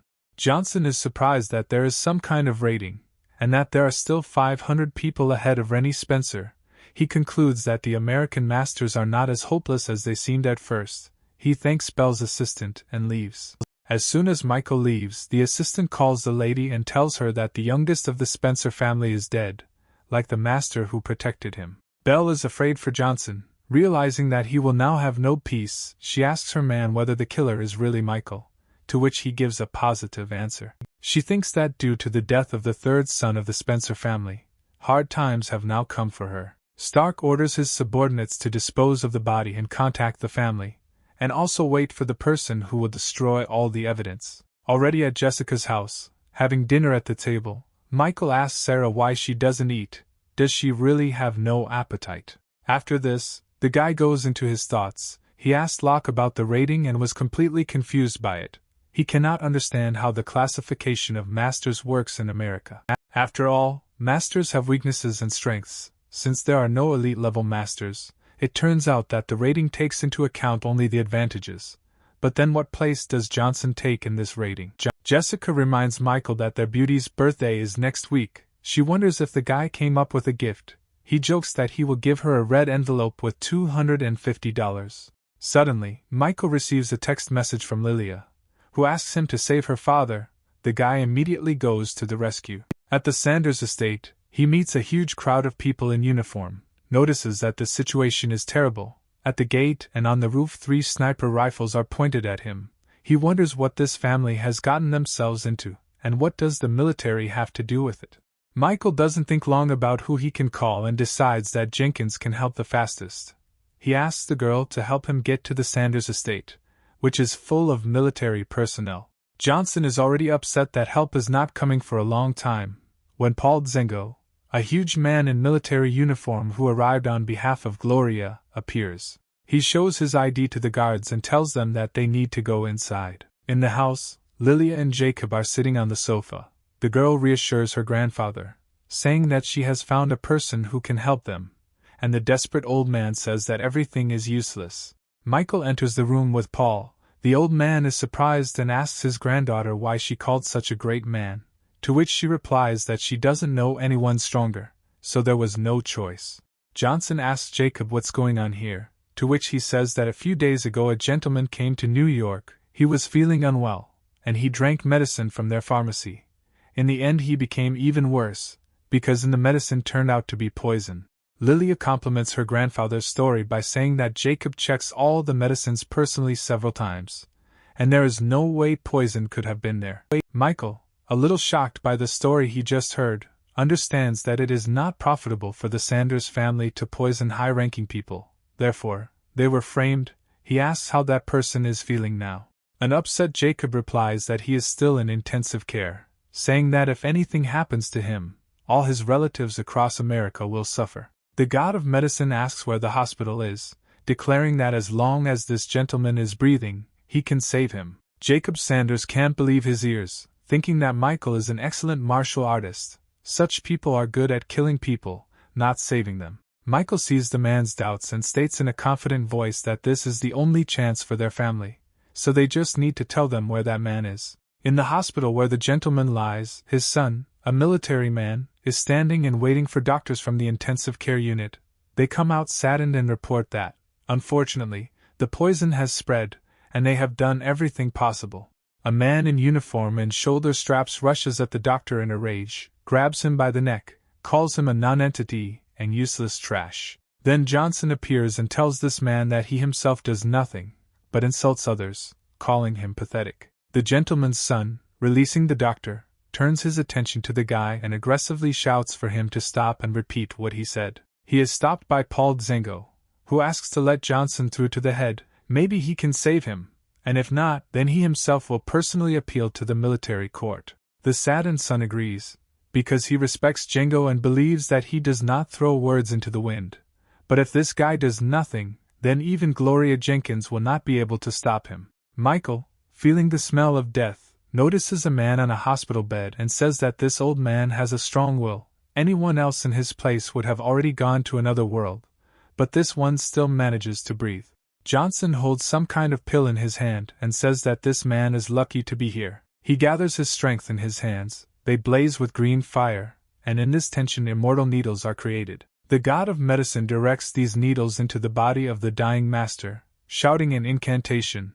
They pierce his chest and expel the poison. 5 minutes later, a satisfied Michael sighs tiredly, reporting that the gentleman should wake up in 5 minutes. He wonders who this man is, and hopes that he has done a good deed for the country. When young Johnson has already turned around and is about to leave, the patient calls out to him, asking him to stay. The guy is shocked by such a quick recovery. The gentleman asks to know the name of the doctor, but Michael says that he saved his life because of one person, and he doesn't care about himself. Johnson also says that the patient needs to remember 2 things. Firstly, the Sanders family has nothing to do with the poisoning, and he needs to resolve this misunderstanding. And secondly, the poison was in his body for a long time and acted on him for more than a month. If someone else were in his place, he would have died long ago. But you shouldn't try your luck.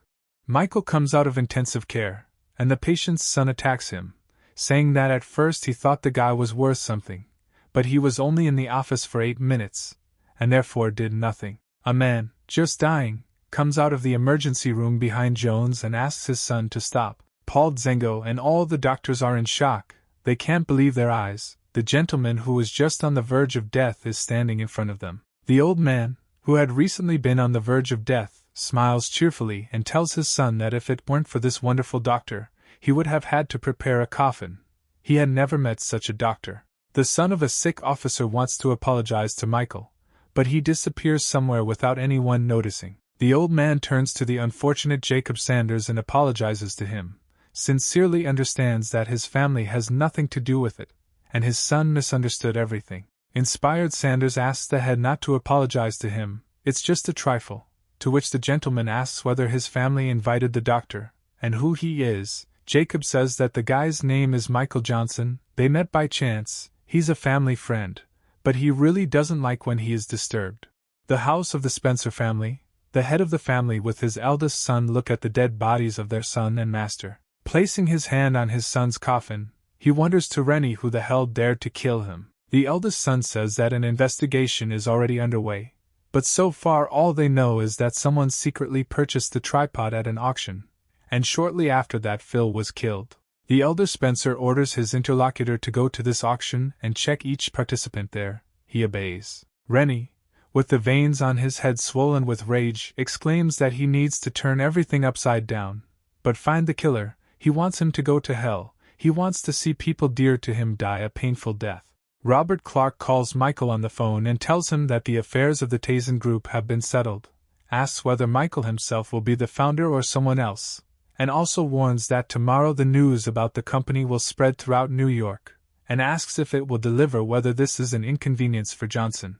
Michael confidently says that you can use his name without any problems. He wants to tell every resident of this city that Michael Johnson is back. Villa Johnson, Belle's assistant, delivered a tripod of hundreds of herbs and a tear of stars that he had recently acquired. The courier also reports that Mrs. Stark asked to convey the news that the head of the Spencer family has already raised everyone's ears.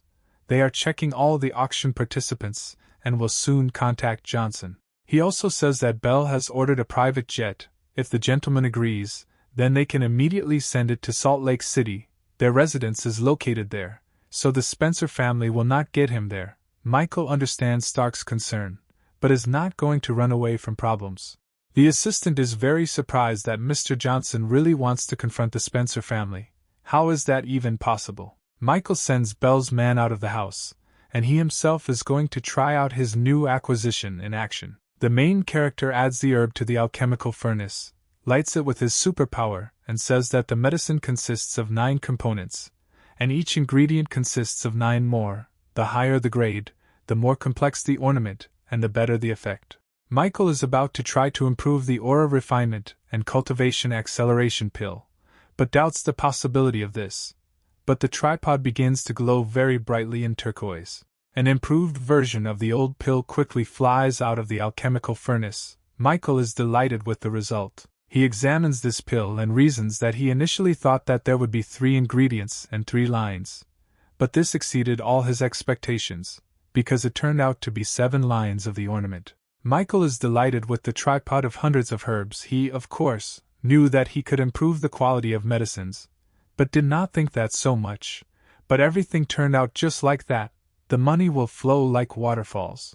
Young Johnson pops a brightly colored pill into his mouth, beginning the cultivation. The main character bursts into orange flames, which completely consumes him. Red fire bursts out of the guy's eyes and mouth like a bright ray, illuminating everything in the area. Michael feels incredible power, and the transition to the 6th kingdom of enlightenment, laughing, saying that the effect is not bad and admires the greatness of alchemy. Michael stands over the alchemical furnace and realizes that in one evening he jumped 2 kingdoms higher, not believing what was happening. He catches a stone once given by his father, notices that the stone has changed not only in size, but also feels different to the touch. Michael decides that he needs to visit the rebirth cemetery again. Finding himself in the cemetery, he approaches one of the tombstones and believes that this time he will be able to notice something due to the fact that his state has changed. Now he can feel everything if he wants to, even summon some legendary warrior Claude Crank, Fist of Death. But he also feels that if he calls on him once, the tombstone will crumble into dust, and such a trump card is clearly worth keeping in his sleeve. Jessica's apartment. The girls read the news on the internet that the Tazen Group, which disappeared 5 years ago, is returning. Sarah realizes that she heard about this company somewhere, and Jessica explains to her that the Tazen Group was created by Michael's father, but for some reason it suddenly disappeared, and now it is returning. Then the girls notice another piece of news. The director is Michael Johnson. This shocks Sarah. Remembers Michael's words that he wanted company for himself, and wonders if he really did this just to annoy her mother. A meeting of directors in the Vox family. Everyone also learns that the Tazen Group has returned, and the younger Johnson is the director. Lucy Vox doesn't understand how this is possible, because he should be dead.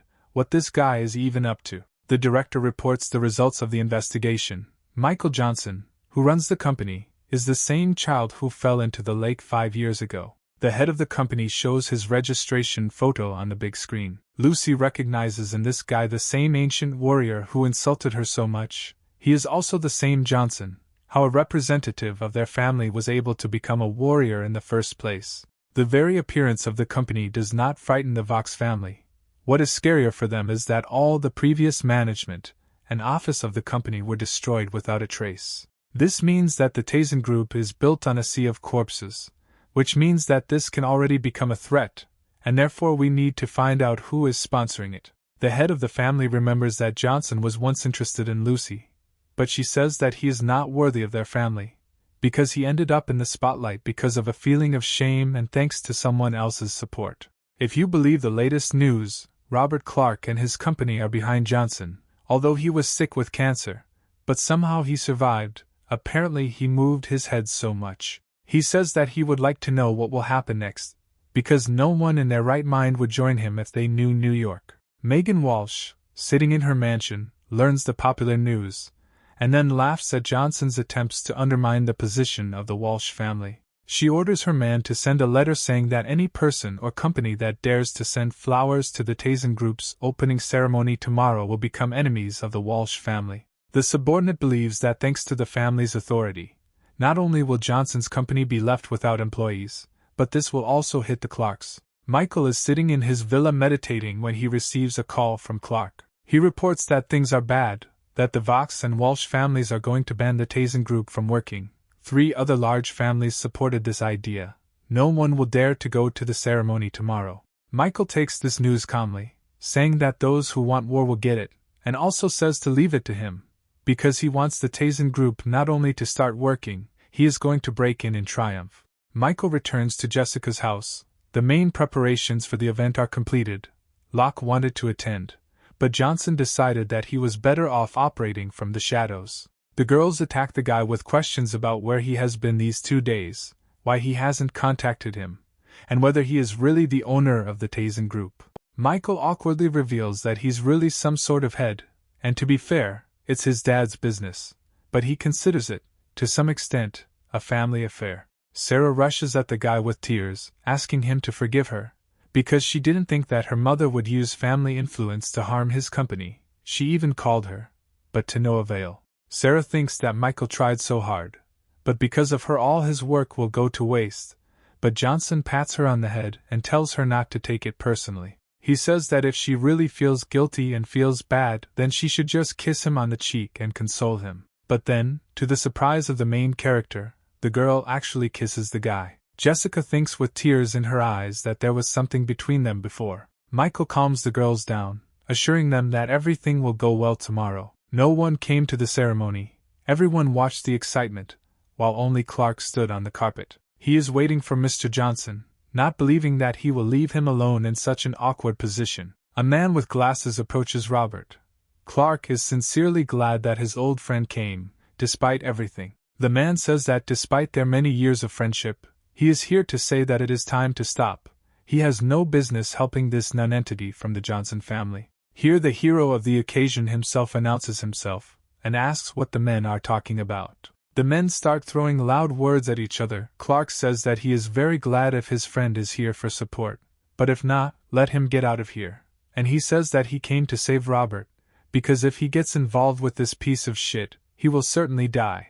And if he doesn't come to his senses now, he will lose all their joint projects. Passions between former friends are heating up more and more. Clark himself refuses projects, and his friend says that he is a fool, and he no longer needs his company, and wishes him good luck while waiting for the moment when 4 influential families come for his soul.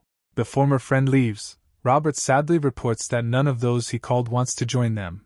Michael indifferently notes that everything will work out anyway. Clark's ex-friend approaches Lucy Vox. He says that it's already 9 o'clock and no one is there yet. No one who has at least some kind of ID will be able to get through, otherwise they will pay with their lives, and his partner really wants to see how he gets out of such a situation.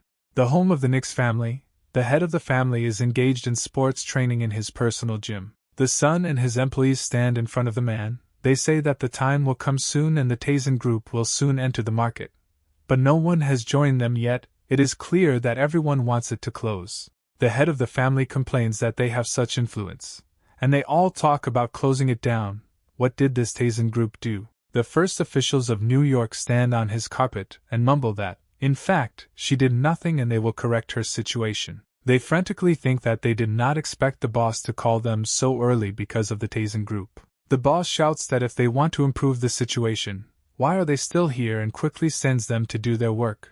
They quickly run away, assenting. The son asks his father if Michael Johnson and his company are really worth it, because it will definitely worsen their relationship with the Walsh family. The father sadly notices that for some reason his child does not see prospects in people, because he met with him that day to make sure whether he really is a martial arts master. He also has the art of magical medicine. He is clearly a genius. If we do not side with him today, we may greatly regret it in the future. The Walsh family has influence due to its financial resources, but what is it worth ending relations with them? Haven't merchants loved entertainment for centuries? The son understands what the father wanted and says that he will do everything.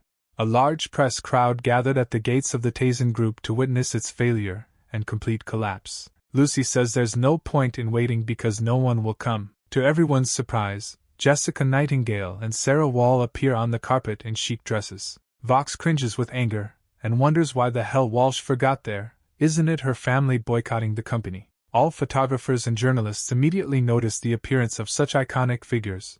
They praise the girls in every possible way and say that others like them cannot be found anywhere else. Sarah turns to Michael saying that her company is lost anyway, so she is not afraid of being fired. Johnson says he is truly touched by their presence, but in his heart he thinks that, unfortunately, he needs a crowd, but at least they came themselves. Immediately after the girls, the owner of the Imperial Club in New York arrives.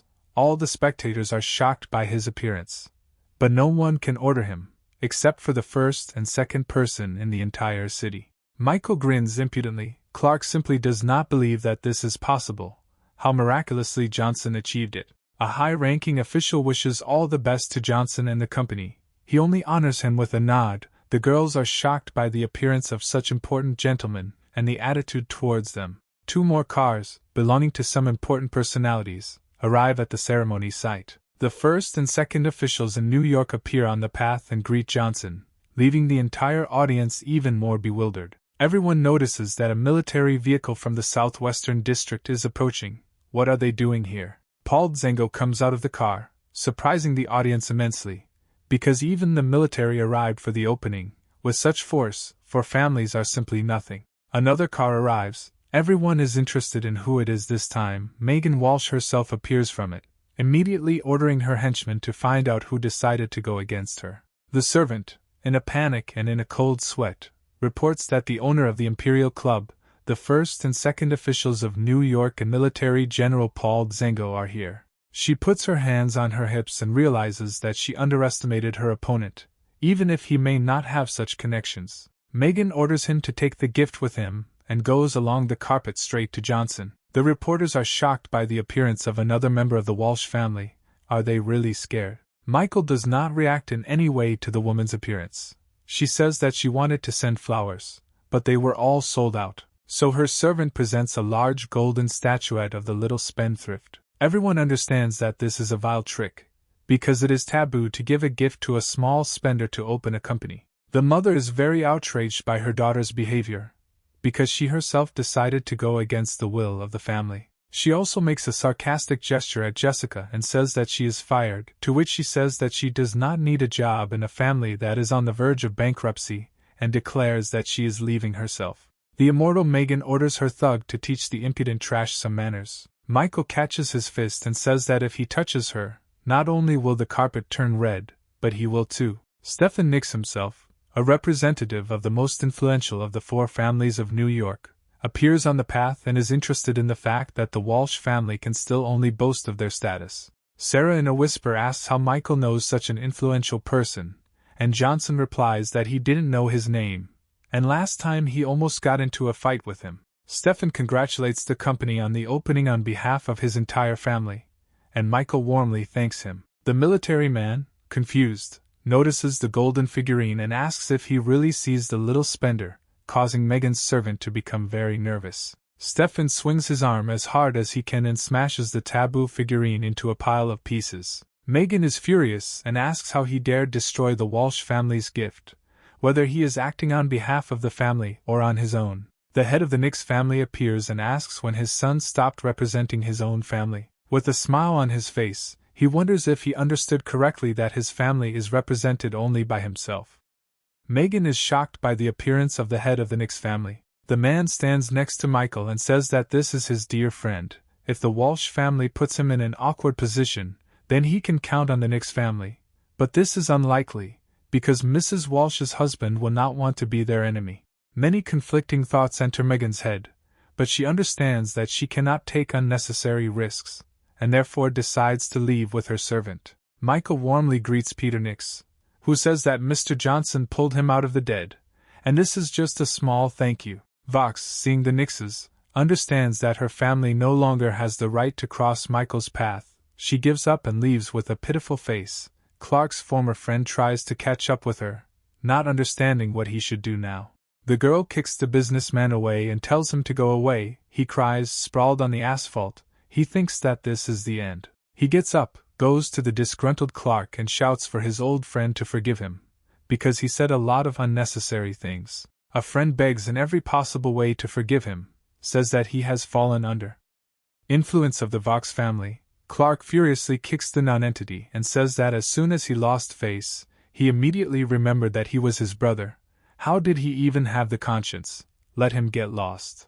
Michael, standing with Peter, Sarah and Jessica, laugh together at this situation. The loser runs away, and Michael sincerely praises Clark for such an act. Johnson raises his hands in the air and exclaims the start of their celebration as fireworks are released into the sky. The onlookers are still reeling from the historical event that just happened, but they understand that for them the show is over here. But then Homeland Security forces show up and ask the paparazzi to stay behind to allow them to check their devices on orders from their superiors. New York International Airport.